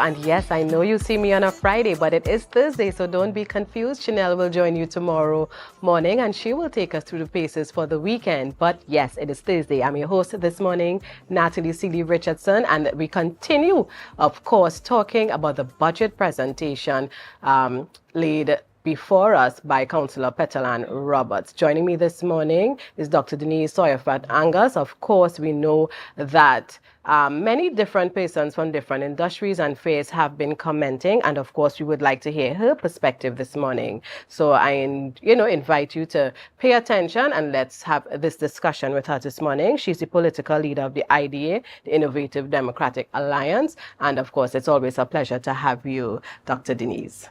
Good morning, Natalie. Good morning to the rest of Tobago and wherever you are touching in from, viewing, listening. Good morning. And of course, the Secretary for Finance presented a $3.7 billion wish list. We may say it's an ask list because we know here in Tobago, for those who are not familiar, when the Secretary of Finance presents and we call it a budget, but it's really like a wishful budget. We still have to wait on central government to allocate the figure, and then the THA will then make revisions and work along with the monies sent to us by central government. So this 3.7 billion wish list, for those of you who would have listened, read headlines, read summaries of what was presented, would have your own opinions. You may like it, not like it, want to tweak it, and that's fair enough. And as I mentioned earlier, we have Dr. Denise Sawyer-Angus who will share with us. And as we get into this discussion, Dr. Denise, I want, before we get into more details, 6 areas were highlighted as target points for capital investment, right? Agriculture, infrastructure, digital technologies, human capital development, which includes education and training, and micro, small, and medium enterprises, right? So these 6 are the target areas for capital investments. And I just want to start off there because it covers a lot of what Tobagonians talk about, whether we are happy with where things are, where we want to see Tobago go. Are you satisfied that these are the 6 key areas identified for capital investment? And if not, what would you have liked to see make that 6-point list? Okay, so let me first of all congratulate the Secretary of Finance for her maiden speech, being the first female Secretary of Finance. I know that, for women in leadership, it is not easy to achieve those, to have those achievements. So hats off to her. Congratulations. I think for me, when I think about the overview of the budget, we cannot just look at, okay, what are the 6 things? I think we need to have a proper assessment. It's like when somebody goes to the doctor, you don't just expect the doctor to look at you and say, okay, that. You want a full assessment to hear all the things that are not correct. And then is when you make the diagnosis, then is when you provide the treatment. And so I am not clear that we have gotten all the data to make a proper diagnosis of what are the challenges in Tobago and what can we see going forward. So what you have is a prescription for all of these things, but the diagnosis has not been made. And when you look at, you know, what they would have laid out in the budget, you ask yourself if that prescription is real. And I'm going back to the fact that they did not mention in the budget that, you know, they mentioned it, but they didn't truly extrapolate it, that we have a 22% tertiary education, you know, on the island. I mean, some CSO results that the last source said 16%. I don't know, they're saying 22%. Fine. If you have 22% of persons who went to tertiary education, there's also another cadre of 68% that did not receive O-levels, only got O-levels between 1 and 4 O-levels. Okay, so that's 68%. And that number has been increased over the last 2 years. It was 64% in 2023. It's now 68% in 2025. So it means that you've had a 4% increase in persons not attaining between 1 and 4. And this does not even take into consideration our high school dropouts, those who got less than 1. Right. Okay? So it tells you that we are in a bad shape where being able to drive the economy is concerned. Right. Everybody keeps talking about Singapore. Yes? And we want to be like Singapore and the model of Singapore. Singapore's model is at least 43% of the persons having tertiary education. Now, tertiary education does not mean academic pursuits. You know, it could also mean tertiary education, specialization in any of the skills trainings that we do.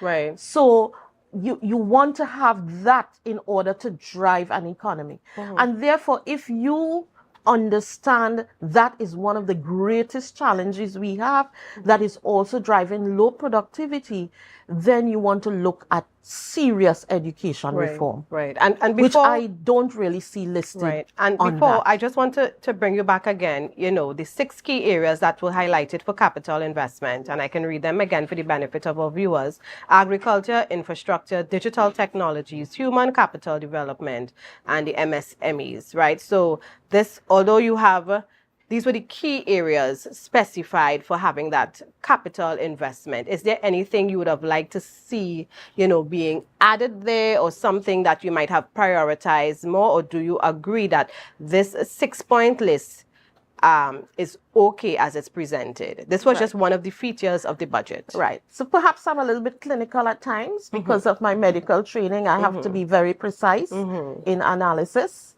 Yeah. And so we spoke about education reform. Right. Right. Inside of that, you also need human capital development. Right.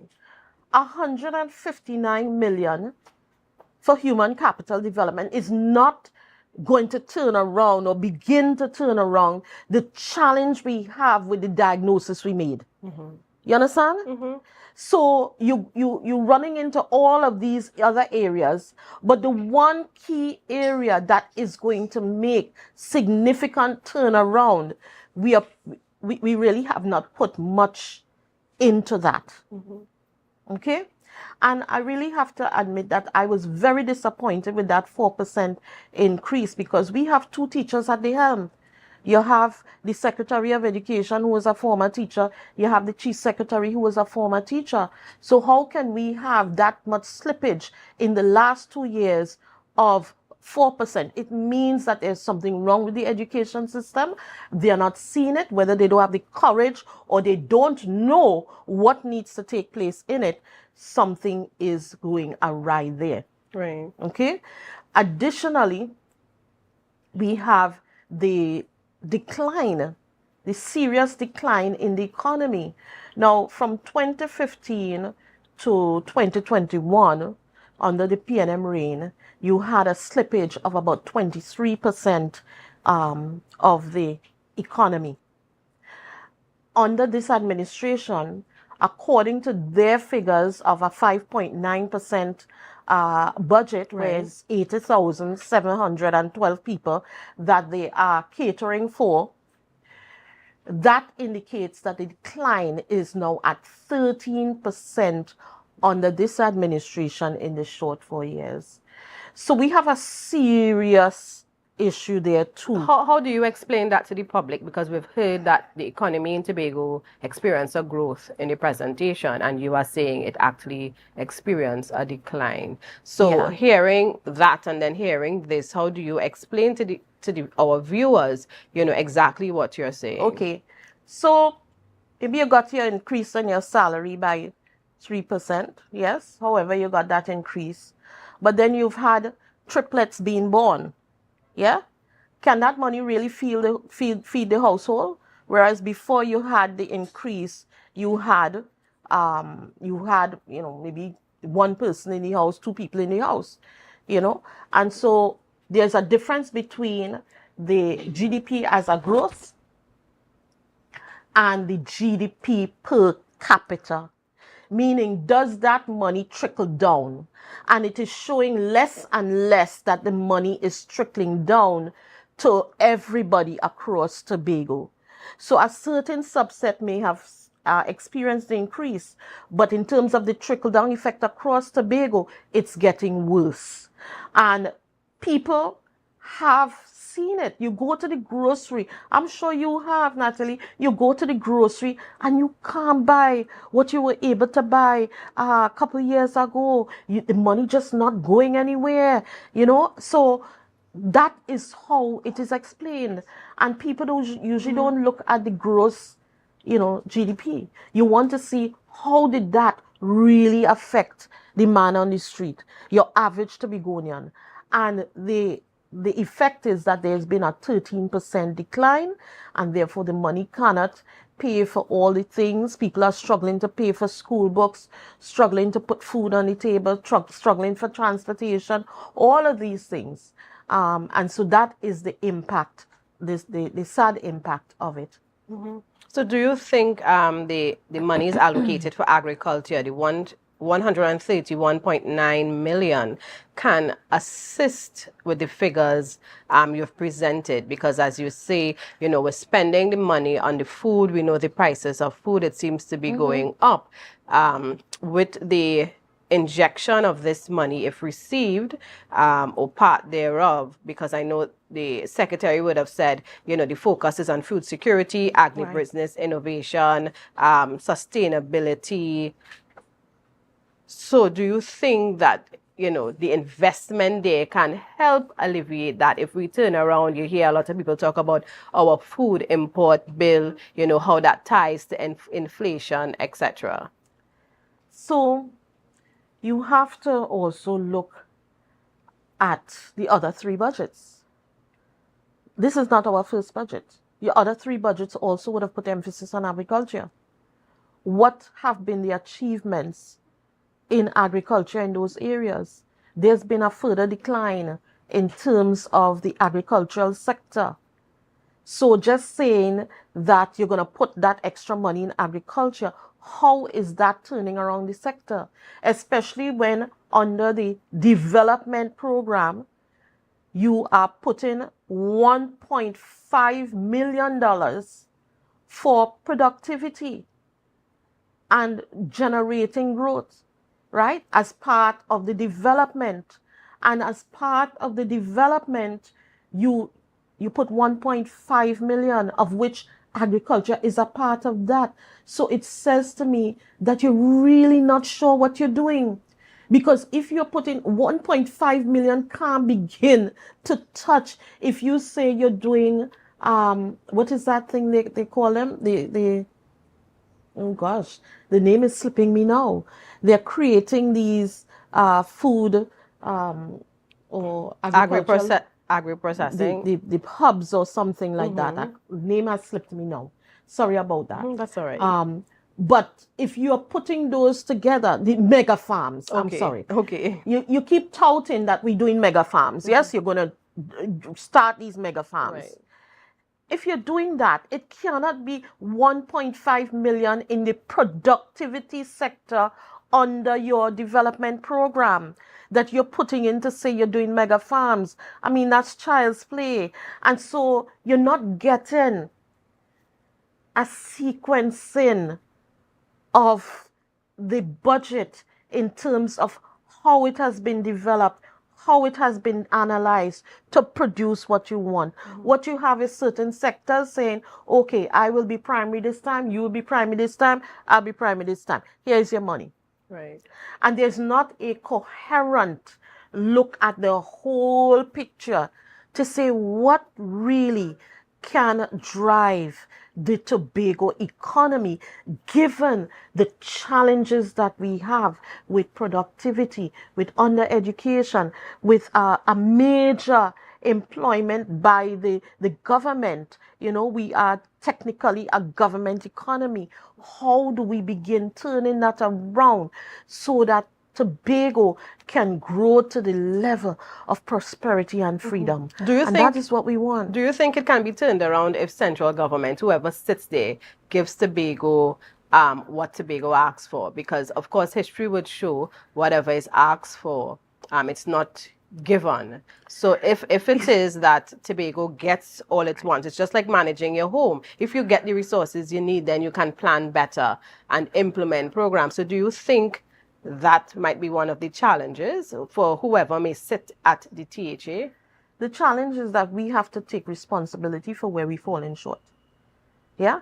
And how we are presenting ourselves. We are not presenting ourselves as people who could stand side by side. We're presenting ourselves as, okay, I need this. It's time that we hold our heads up and we step in there understanding that we are half the country. And if we are half the country, you're stepping in there to say, okay, the country I know has issues. We have to diversify away from oil and gas because that is not taking us anywhere anytime soon. And these are the solutions that we have come up with in Tobago that we really think can benefit the whole country. If you go to the table with that and that stance, you will get a different listening. Because you're not just going, oh, this is the money we want to spend in Tobago. No, you're going knowing and presenting yourself knowing that you are half the country and therefore you are willing to provide solutions that will benefit the whole country. So you're saying that is not being done? That's not being done.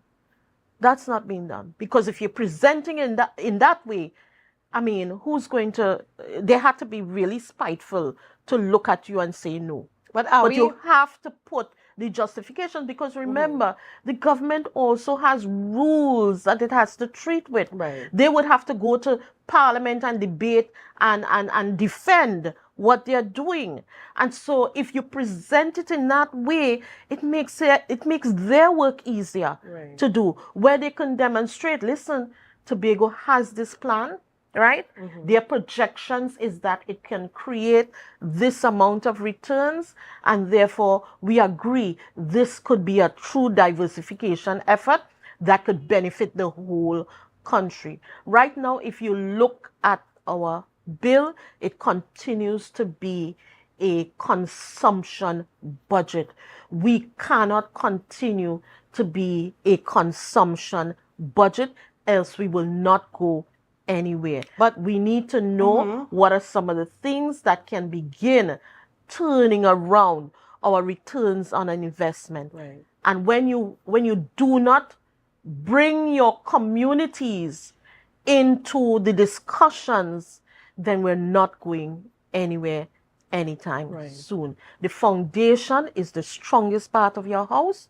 Our communities are the strongest part of who we are, and it is time that we involve them in the conversation. I mean, imagine you see on a budget that we have a strategic plan for 2025 to 2045, and it's going to be laid out in June 2020, the end of this June. Do you normally do a strategic plan just by yourself, or do you engage everyone in planning for our future and not just your future? Right. Two things I just want to ask based on what you would have shared. Let me start with the latter in terms of, because every time we sit together, you're a very strong advocate for involving communities, for consultation, right? And we know consultation did take place for the budget. When you say special right, interest and then the groups. rest of the public was also invited to share their comments. And I know how you On a feel about, portal? and I know how you feel about that. But let's be practical, because we talk about consultation, and I know, as I mentioned, you're a very strong advocate for involving communities. And I want you to really clarify that for me, because when you talk about consultation and involving communities and everyone, is it that you want to go around village by village? Do you expect that everyone, because even when you do consultations like that, or you invite a community to come, Sandals is coming, we're talking about wetlands, you make a public invitation, some people still will not come, right? So when you talk about consulting everyone, what exactly do you mean? I mean, going into communities and having meetings, having the village councils drive, bringing the people into meetings and having those conversations. I mean, the consultations on a budget should not begin 3 months before you have to present. It should begin perhaps 2 months after you have presented this budget and gotten the monies. It has to begin then, thinking into the future, projecting into the future, telling people, okay, this is what we have gotten this year, and, you know, what are you thinking in terms of long term? But even if you cannot be planning 2025 to 2045, and who understands what you're doing? You can't be planning in isolation. If you do that, because the people are the drivers, are expected to be the drivers of this plan. And if you plan without them, then there's no way it's going to be driven. But not everybody would be interested in driving that plan. There are some people, and again, I have been to consultations that would have been advertised well in advance. And when you go to that meeting, it's a handful. So one can say that at the end, the community was consulted, and someone else will say, well, only 10 people came out, but you were all invited. It doesn't matter. You still have a responsibility to go out to the people. Right. Have you heard any advertisement for consulting on this strategic plan? I know meetings were held. I know that the division invited the business sector, they invited the special interest groups were invited. And these are the people that may drive the strategic plan. I don't agree with that. And that's fine. So that's what I'm just asking you to clarify. Different people make up communities. Correct. And they interlock in different ways in communities. And you have to go to those communities and actually have discussions with the people. Whether 5 people come out, whether 10 people come out, that's not the issue. They cannot say they were not included. Yes? And you get a full picture of what the uniqueness of there and what they would want to see. Yes? And we can't continue cutting out people saying they're not interested. Else you will continue to have a bunch of uninterested people. But if you're doing this regularly, soon you would realize that people are starting more and more to come out because they trust the process and don't think it's just a political game. Because that is part of it. You know, people think, oh, it's just a political game. But if you're doing it regularly, people begin to trust the process and realize that they could come out and give their views, and their views will be heard. The other thing I want to raise based on what you said in terms of the presentation coming from Tobago, it's heavily based on consumerism. So this is what we seem not to be bringing. But aren't we boxed in by our constitution in terms of Tobago raising funds? For example, I know that the Tobago House of Assembly would have gotten approval from the IDB for, I think, a US $100,000 grant, but Tobago on itself cannot just access money like this. It has to come through under the umbrella of central government, and whatever paperwork was needed from the then finance minister and from that ministry, it wasn't provided. So that would have, so again, I'm just trying to understand, and just like me viewers would want to know, when you talk about Tobago not just coming and asking, how can we, great stand and that's on a our great own? point. Yeah. Because a budget is presented on not just what you want to spend, but what you intend to get in, your income to spend, correct? Yes. And therefore, you have to put on this case, because you get it that this government is dealing with secrecy. This THA is dealing with secrecy, right? You have to bring a budget that says we are requesting X, from the government. We are bringing forward, we had 1.7 million that we got in revenues. Really. 1.7 million we got in revenues. We are given that we are getting the quarry approval to go forward, this is the projected income from the quarry. We are also, we have on record a grant of $100 million that's committed to us. Is $100 million US? Yeah, that's committed to us.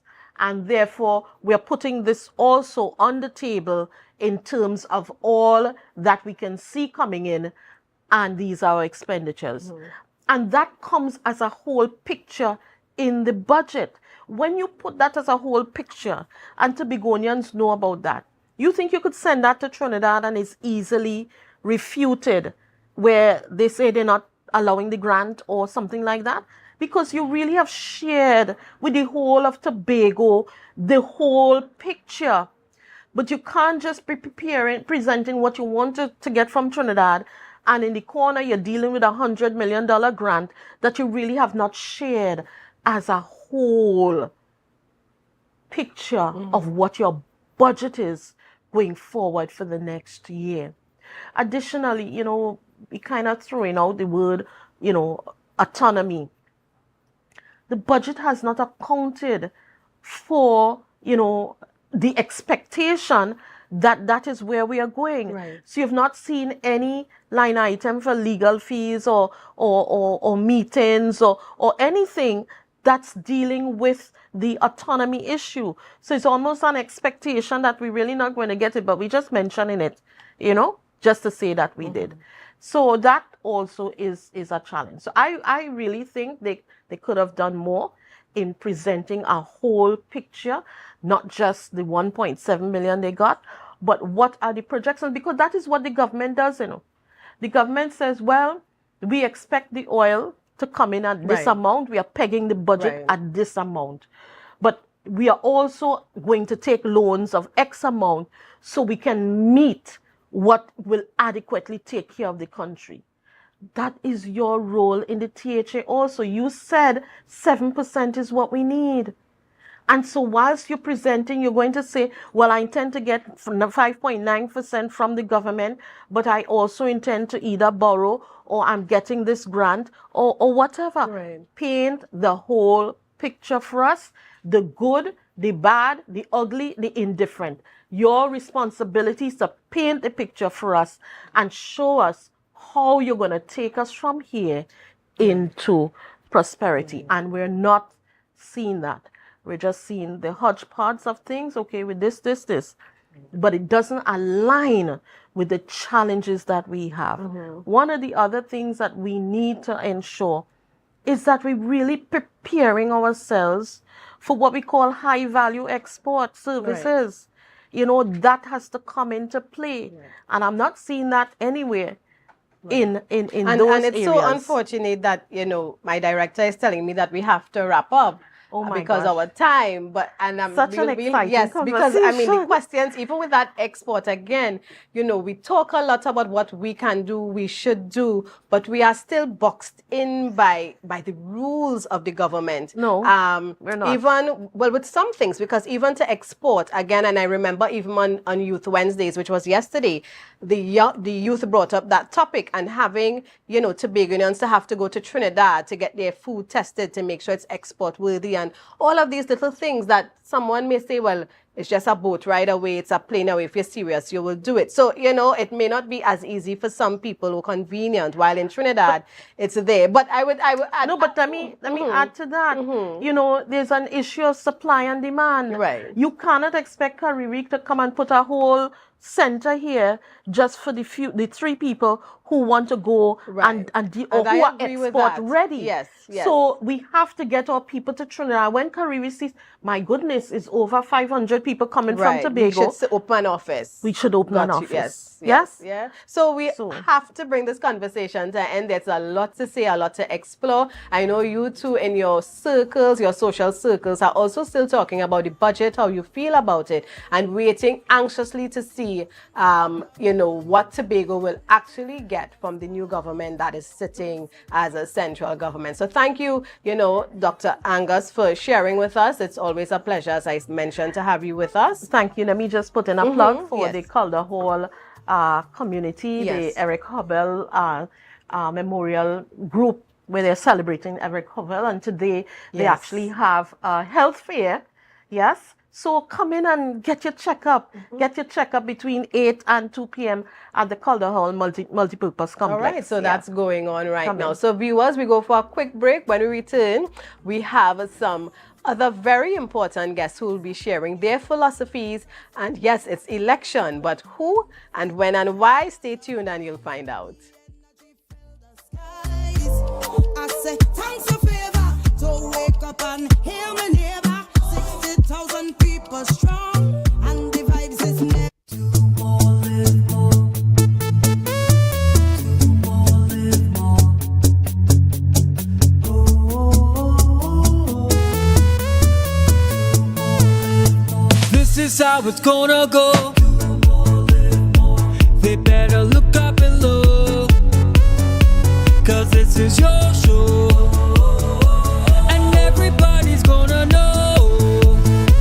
Say it to them once again. They better look up below.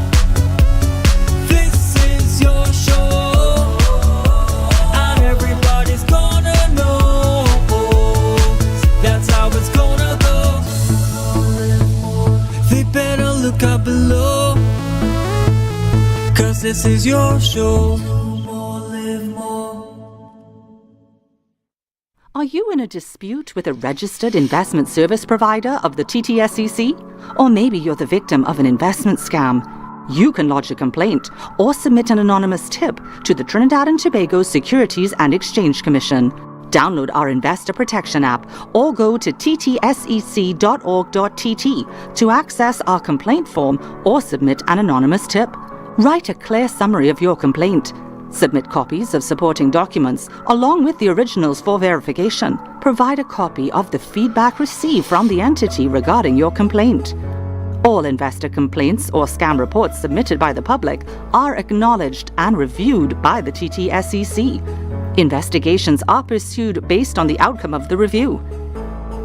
Trinidad and Tobago Securities and Exchange Commission, protecting the interests of investors and the public. You invest, we protect. Everyone benefits. Do you think you know Premier League or Champions League football? What about international cricket or the IPL and CPL? How about NBA basketball? Well, now you can put your skills to work to earn some extra cash by betting on the games with TT Bet Arena. Simply go to our website, choose a sport you want to bet on, find the games and place your bets. And with your computer or mobile device, you can bet from anywhere. Just go to ttbetarena.com, sign up for a free account, make a deposit, and start betting. It's that simple. You can even qualify for our $2,000 sign-up bonus. We also have horse racing, plus live casino games where you can bet using TT dollars. And check our new Tobago location at 7B Milford Road, Crown Point. For more info, call or WhatsApp 494-0634. TT Bet Arena, the #1 sports betting company in Trinidad and Tobago.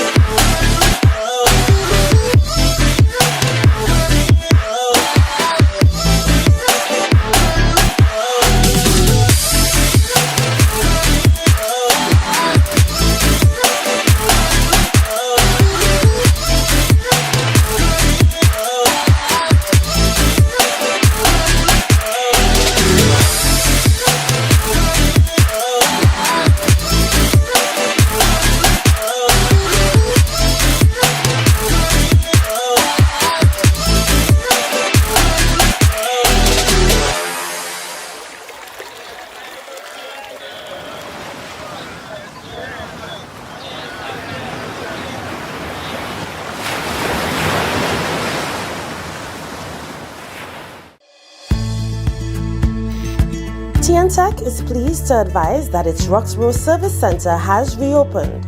Starting Monday, 10th March, customers can once more visit the Roxborough Administrative Building to pay TNTech bills, request new connections, and more. TNTech, powering the nation into the next generation.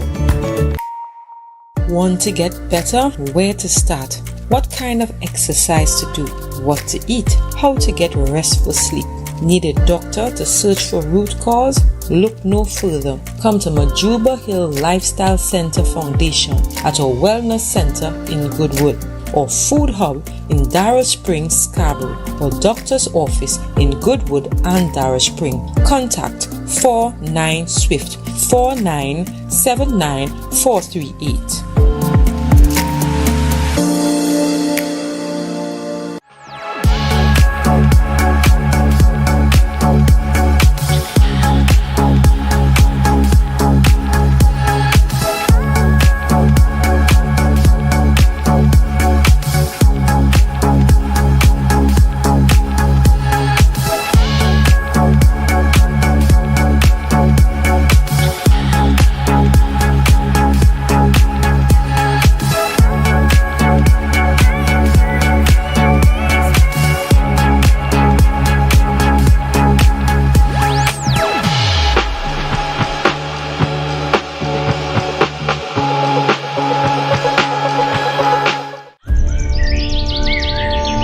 Tobago, this is your chance to lock in the brunch experience of the summer. Sun up, real bad girl get nasty. The brunch inclusive edition, the ultimate party in the East, where vibrant flavors, refreshing cocktails, and electrifying vibes collide. It's happening on Saturday, July 5th from 3 p.m. at Deltec Compound, Argyle. Bring your coolers, bring your crew, and brunch, sip, and vibe in style. This is the flavorful escape you've been waiting for. Grab your tickets now at Barcode, Harblow Supermarket, Lost Restaurant and Lounge, Deltec Compound, and committee members. Sun up! It's more than a brunch, it's an experience.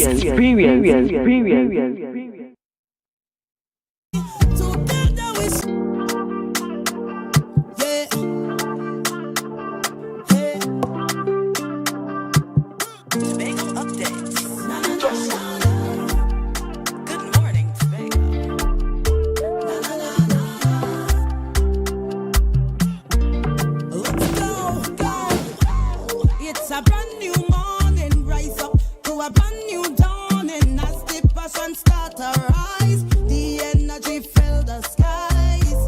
I say thanks for favor to wake up and hear my neighbor. Welcome back, viewers. I'm your host, Natalie Seeley Richardson, and thank you for staying with us this morning. If you just happen to be stopping by, I know you usually see me on Friday, so don't be confused. It is Thursday. Chanel will join us tomorrow to take us through the weekend pieces. Now, in studio with me, I have members of the TTPS, the Trinidad and Tobago Police Service, and one of the members are also joining us virtually. When we talk about TTPS, and I told you guys earlier, we have officers in the house. We need to behave ourselves. But we're talking about the Trinidad and Tobago Police Service Social and Welfare Association, and it's election time for this organization within the TTPS. And we have members of Prime. You have been meeting some of the other groups and their representatives and hearing from them. So we continue along those lines this morning, and we have Prime in the house, powered by performance. Joining us online this morning is President Ishmael Pitt, ASP Ishmael Pitt, and in-house with me is Woman Corporal Asher Philip Kennedy and PC Kevin Nichols, aka Cold in the Ice. He make sure and tell me say it with vibes, right? I don't know if that's enough vibes for him, but he's also known as that, and maybe another time we will hear how he got that name. So good morning to you, gentlemen and lady, and welcome to Tobago Updates Television. Morning, Mom. Good morning, ma'am. Good morning. Good morning, Natalie. Right. Of course, I would go to ASP Pitt because you are running for the office of a president. Tell us a little bit about Prime and what is hoped to be accomplished by this team for this election. Yes, well, good morning again, and good morning, Tobago. It's indeed a pleasure being here. Prime, powered by performance. And the mantra speaks volumes as to exactly what this team represents. Association business is often deemed from the perspective of salary negotiations and promotions. And this team has proven to be visionaries regarding our approach towards the welfare of our officers. So we have looked at welfare outside of the box and from the perspective of building our officers through education, entrepreneurship, ensuring that there's medical services provided, and also ensuring that there are those welfare aspects provided. Now, what is key is the management of our resources, the management of our finances. And Team Prime can boast that the management of the finances of the association has not been in a better position than now. Now, I've heard just this morning another candidate who was once a president and a secretary who is also in the race and vying for the position of president, speaking about a deficit in representation. Well, I can remember having been in the organization for a while when there was a deficit regarding our gas stations, because the association also manages gas stations, and also a deficit regarding the management of a building that is in Tobago. This building wasn't utilized for the purpose of the membership, and for that reason, it wasn't able to draw revenue on behalf of our members. So in terms of a deficit, definitely there was a deficit regarding our ability to manage the finances of the association. However, Team Prime has reversed that, and we are no longer functioning at a deficit. We are for one, right? So what's your cycle of elections? And is it that you can have members from other teams making up the executive, or is it no, you just have one team winning? How is the elections set up? Well, that's an excellent question. An office holder can remain in office for 3 years. Elections are every 3 years. That's for the position of executive. And as much as we represent teams, there are different categories, like, for instance, the president, the secretary, the assistant secretary, different offices, I should say, that persons can vie for from the position of being part of a team or from the positions of being independent. And on that note, Natalie, I must mention that we have been facing what you call a historic circumstance regarding this present election. We now have a special reserve representative and a municipal representative. How significant is that? Special reserve officers and municipal officers have been part of the association from time immemorial, and no one saw it fit to ensure that these officers have a seat at the table of decision making. In fact, there are officers from different teams, Team Vibe, Team Trust, who believe that these officers should not have a voice at the head table, and that in itself is disingenuous. We believe it is just hypocrisy at work.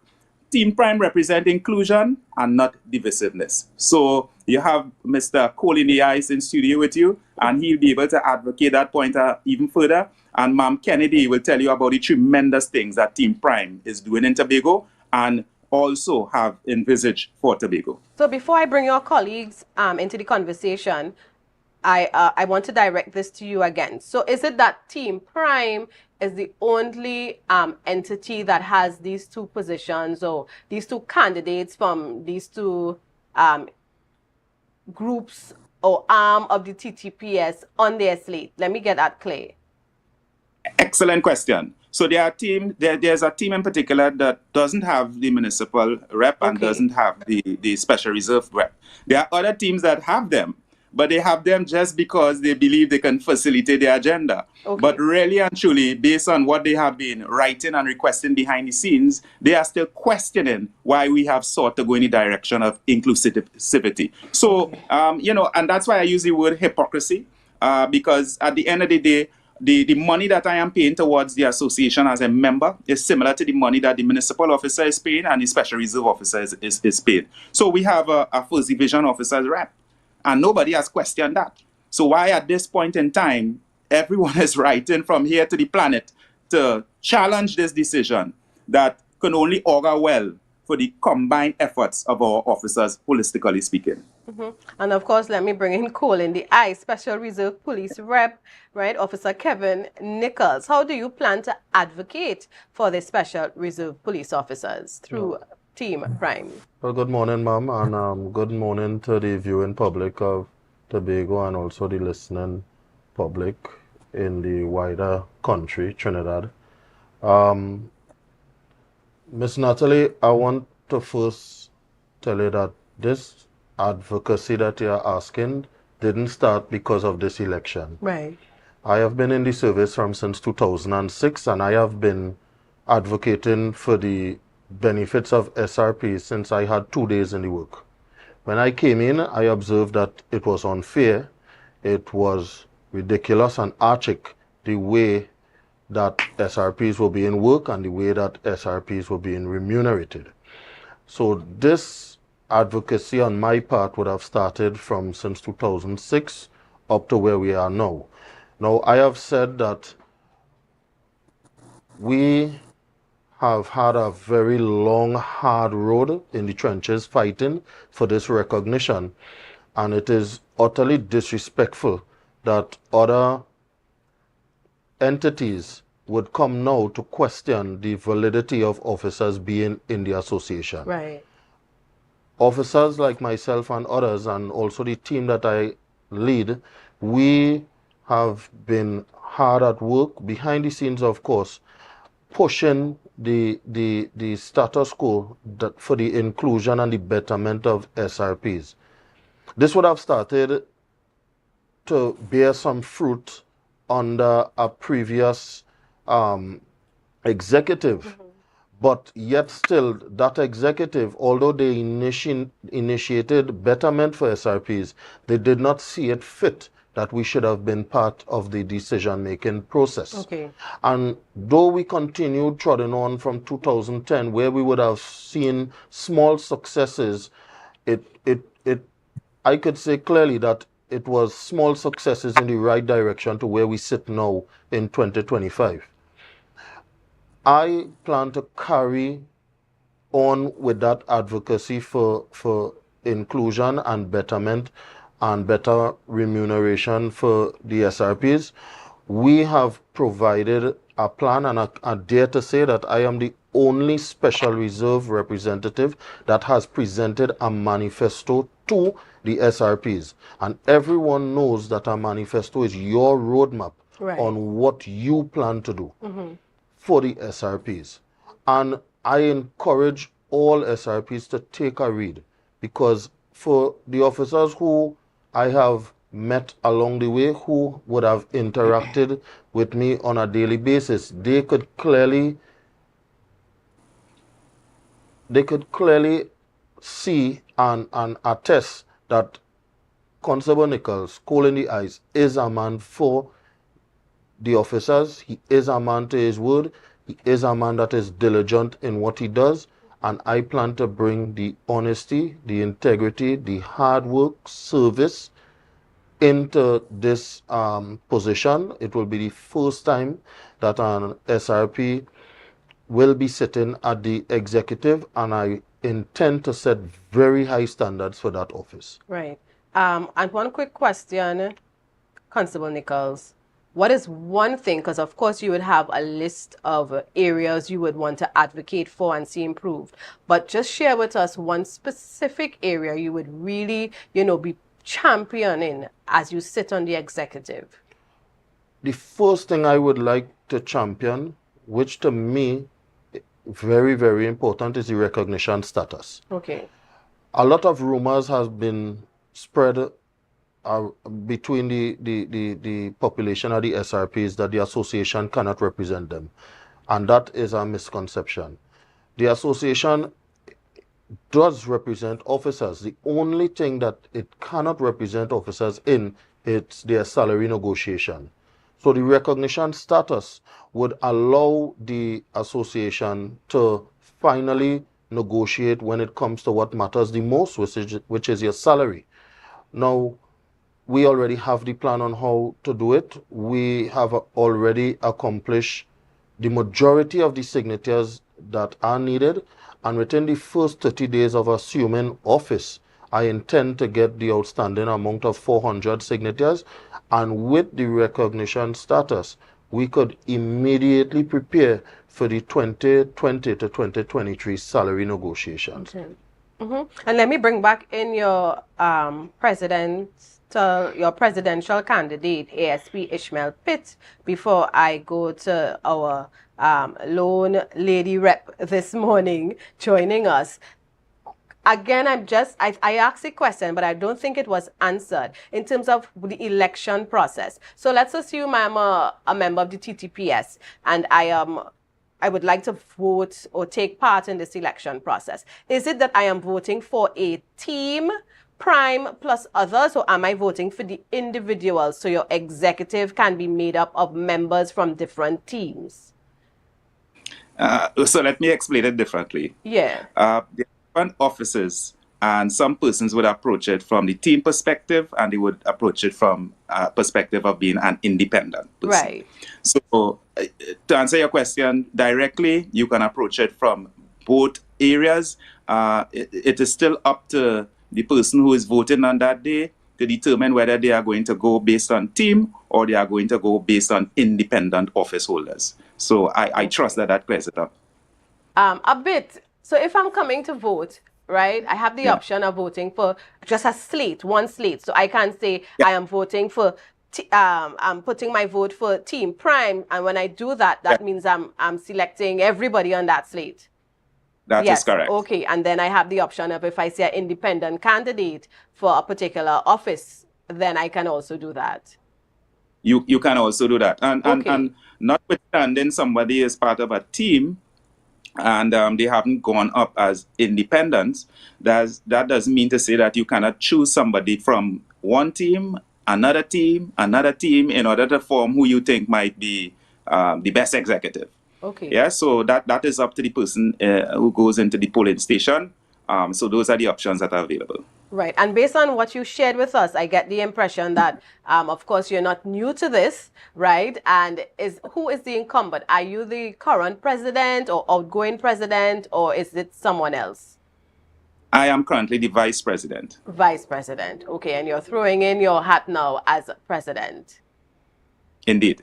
All right. Let's bring our other officer in, because she's sitting there quietly, Woman Corporal Asha Phillip Kennedy. Can you tell us your role in Team Prime? Because I know you're not one of the office holders going up for the election. Right. So tell us how you are part of this group. Okay, I'm part of this group as one of the campaign manager for the island for Team Prime. Okay. Reason being, I think Team Prime chose me because my performance at the office speaks for itself. So on a daily basis, I'll go out there, advocate for Team Prime, remind officers of the good work Team Prime has been doing for the last 6 years. And let's continue with Team Prime because they have been performing. And you are here in Tobago? I'm here in Tobago. Right, so you are working the field in Tobago for Team Prime? Yes, I am, ma'am. Yes. Are there any of the officers who are offering themselves here from Tobago on Team Prime? No, ma'am. Okay. Well, I know it's Trinidad and Tobago, and you all work, you all are here, you all are there, but I was just curious, to know if there was any particular person from Tobago directly. So tell us a little more. So let's say Team Prime wins, right? What is your role? What's next for you in terms of this team? My role will be, I'm the person who will be running or in charge of the sub-office for Tobago Division. Okay. Which means too many officers go to Trinidad and, experience problems. For example, officer said to me, I went down to get me TD4 slip. I made arrangement with the clerk, and when I went there, she wasn't there. And that hit home. Right. Time for, we have a Tobago sub-office in Tobago to serve Tobago police officers.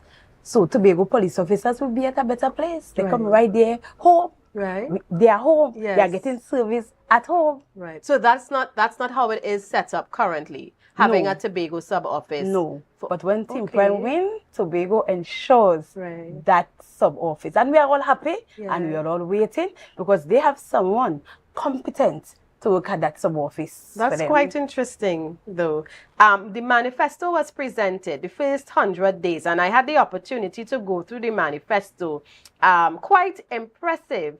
One thing that stands out to me is that I saw, and I'm not seeing it now, let me look for it quickly. Right, advocate for South Police Hospital opening, and that should be accessible healthcare for officers in the southern region. So this piqued my curiosity, and I would like to hear a little more about this. Yes. So what happens is that at present we have a hospital at the police academy, which is based at St. James. But our officers in the Southern Division, Southwestern Division, and even Central Division, they have to journey from that distance in order to reach into Port of Spain to get those services. Okay. We are saying that it is going to be much more convenient and in the interest of what we'll call good medical practices, that the officers are able now to get those facilities within short reach. It shouldn't be a case where officers have to leave those type of distances in order to get the type of services that will ensure their well-being. So we continue to advocate, because you will appreciate that this would mean a high level of networking. We have already been in communication with the commissioner, that was Mr. Benjamin. Commissioners have changed. Mr. Guevara is now heading the organization, and we intend to maintain that level of advocacy in order that that hospital initiative be realized. Mm-hmm. And as we wrap up our time together, I'm coming back to our lone lady here and allow, I would come to each of you just to give that closing statement. And I would allow you, because you are on the ground in Tobago, so encourage your fellow officers, to come out and support Team Prime, and I allow you to do that. Yes, and I also want to mention one thing. Yes. I'm thankful to Team Prime for renovating that association building, so members now can go there. Where is the building? The building is at Banaccord. Okay. Where in Banaccord? On the main road, or? Right after Shade on the left-hand side. Okay. Right, so we have the association building there that members can get access to now. Excellent. So in wrapping up, I'll say from Charlottesville to Crown Point, Roxborough to Moriah, Shervan to Scarborough, come out and support Team Prime on June 30th and let the good work continue. And of course, I want to hear from PC Kevin Nicholas, aka Cold in the Ice. Cold in the Ice. Well, I want to say that this incoming executive, and I'm bold to say that, this incoming executive has already taken note that no one will be left behind. We have understood that Tobago would have been left out in previous administrations. Southwestern and southern areas would have been left out. Eastern Toco, I live Toco, so I know the problems that officers face living in these far off areas. Right. But again, I want to encourage all officers, both regular and SRPs, to make the better decision, and the better decision is always made for your benefit. Right? Team Prime has shown the willingness and the political will to include SRPs, and I must say that this election is going to be a very interesting one, because entities would have never shown interest in the SRPs, because the SRPs may be the determining factor in this election. They are trying to throw all sorts of banter out there to confuse and disorient the SRPs. But for the right thinking SRP, I have put myself forward. I have shown the desire, the track record, and the success traits, and I ask you to go out there in your numbers come Monday, June the 30th. Vote with the intention to send a clear message that we will no longer be silenced, we will no longer be left behind, and we are looking for that inclusion and betterment going forward. Thank you so much, and of course, let me go to ASP Pitt. Yes, ma'am. So first and foremost, thanks for bringing us into your space. Thanks for giving us the opportunity to speak to our brothers and sisters in Tobago. Team Prime will be continuing to offer that level of transparency and that level of management that is in keeping with modern practices, ethical standards, integrity. We want our officers not to forget where we have come from, the sort of challenges that we had to overcome in relation to bringing back the association Spurs into a proper perspective. We are asking that that level of continuity is preserved.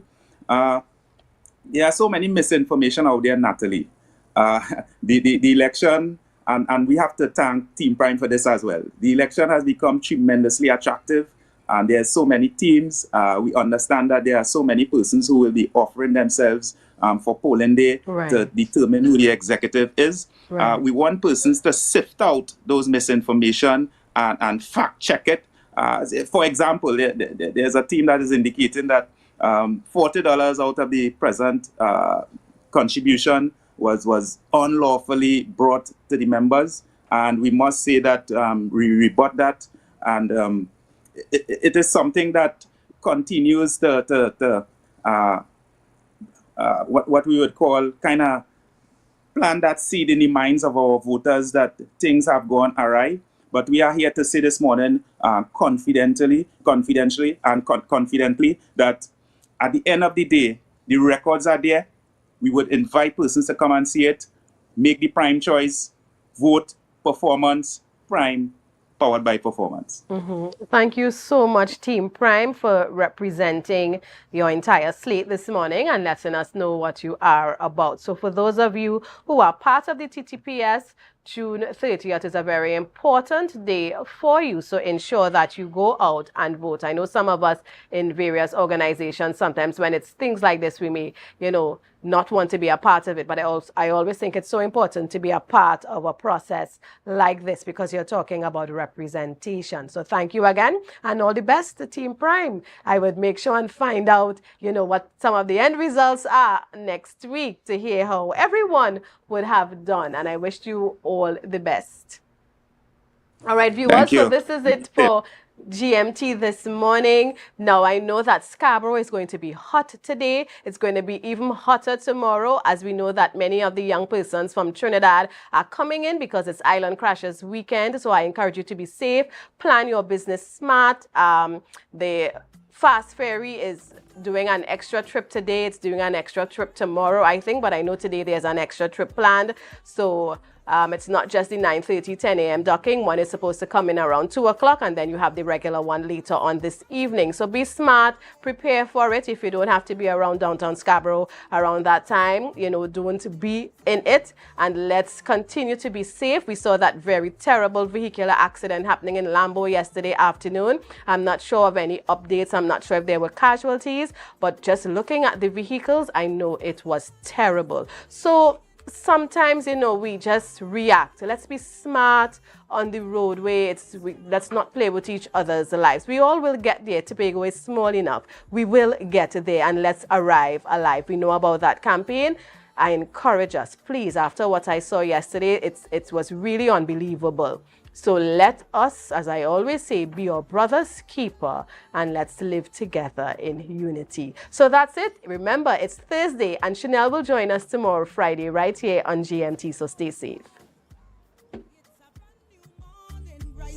To a brand new dawning as the passion start to rise, the energy fill the skies. I say thanks for favor, to wake up and hear me neighbor. 60,000 people strong.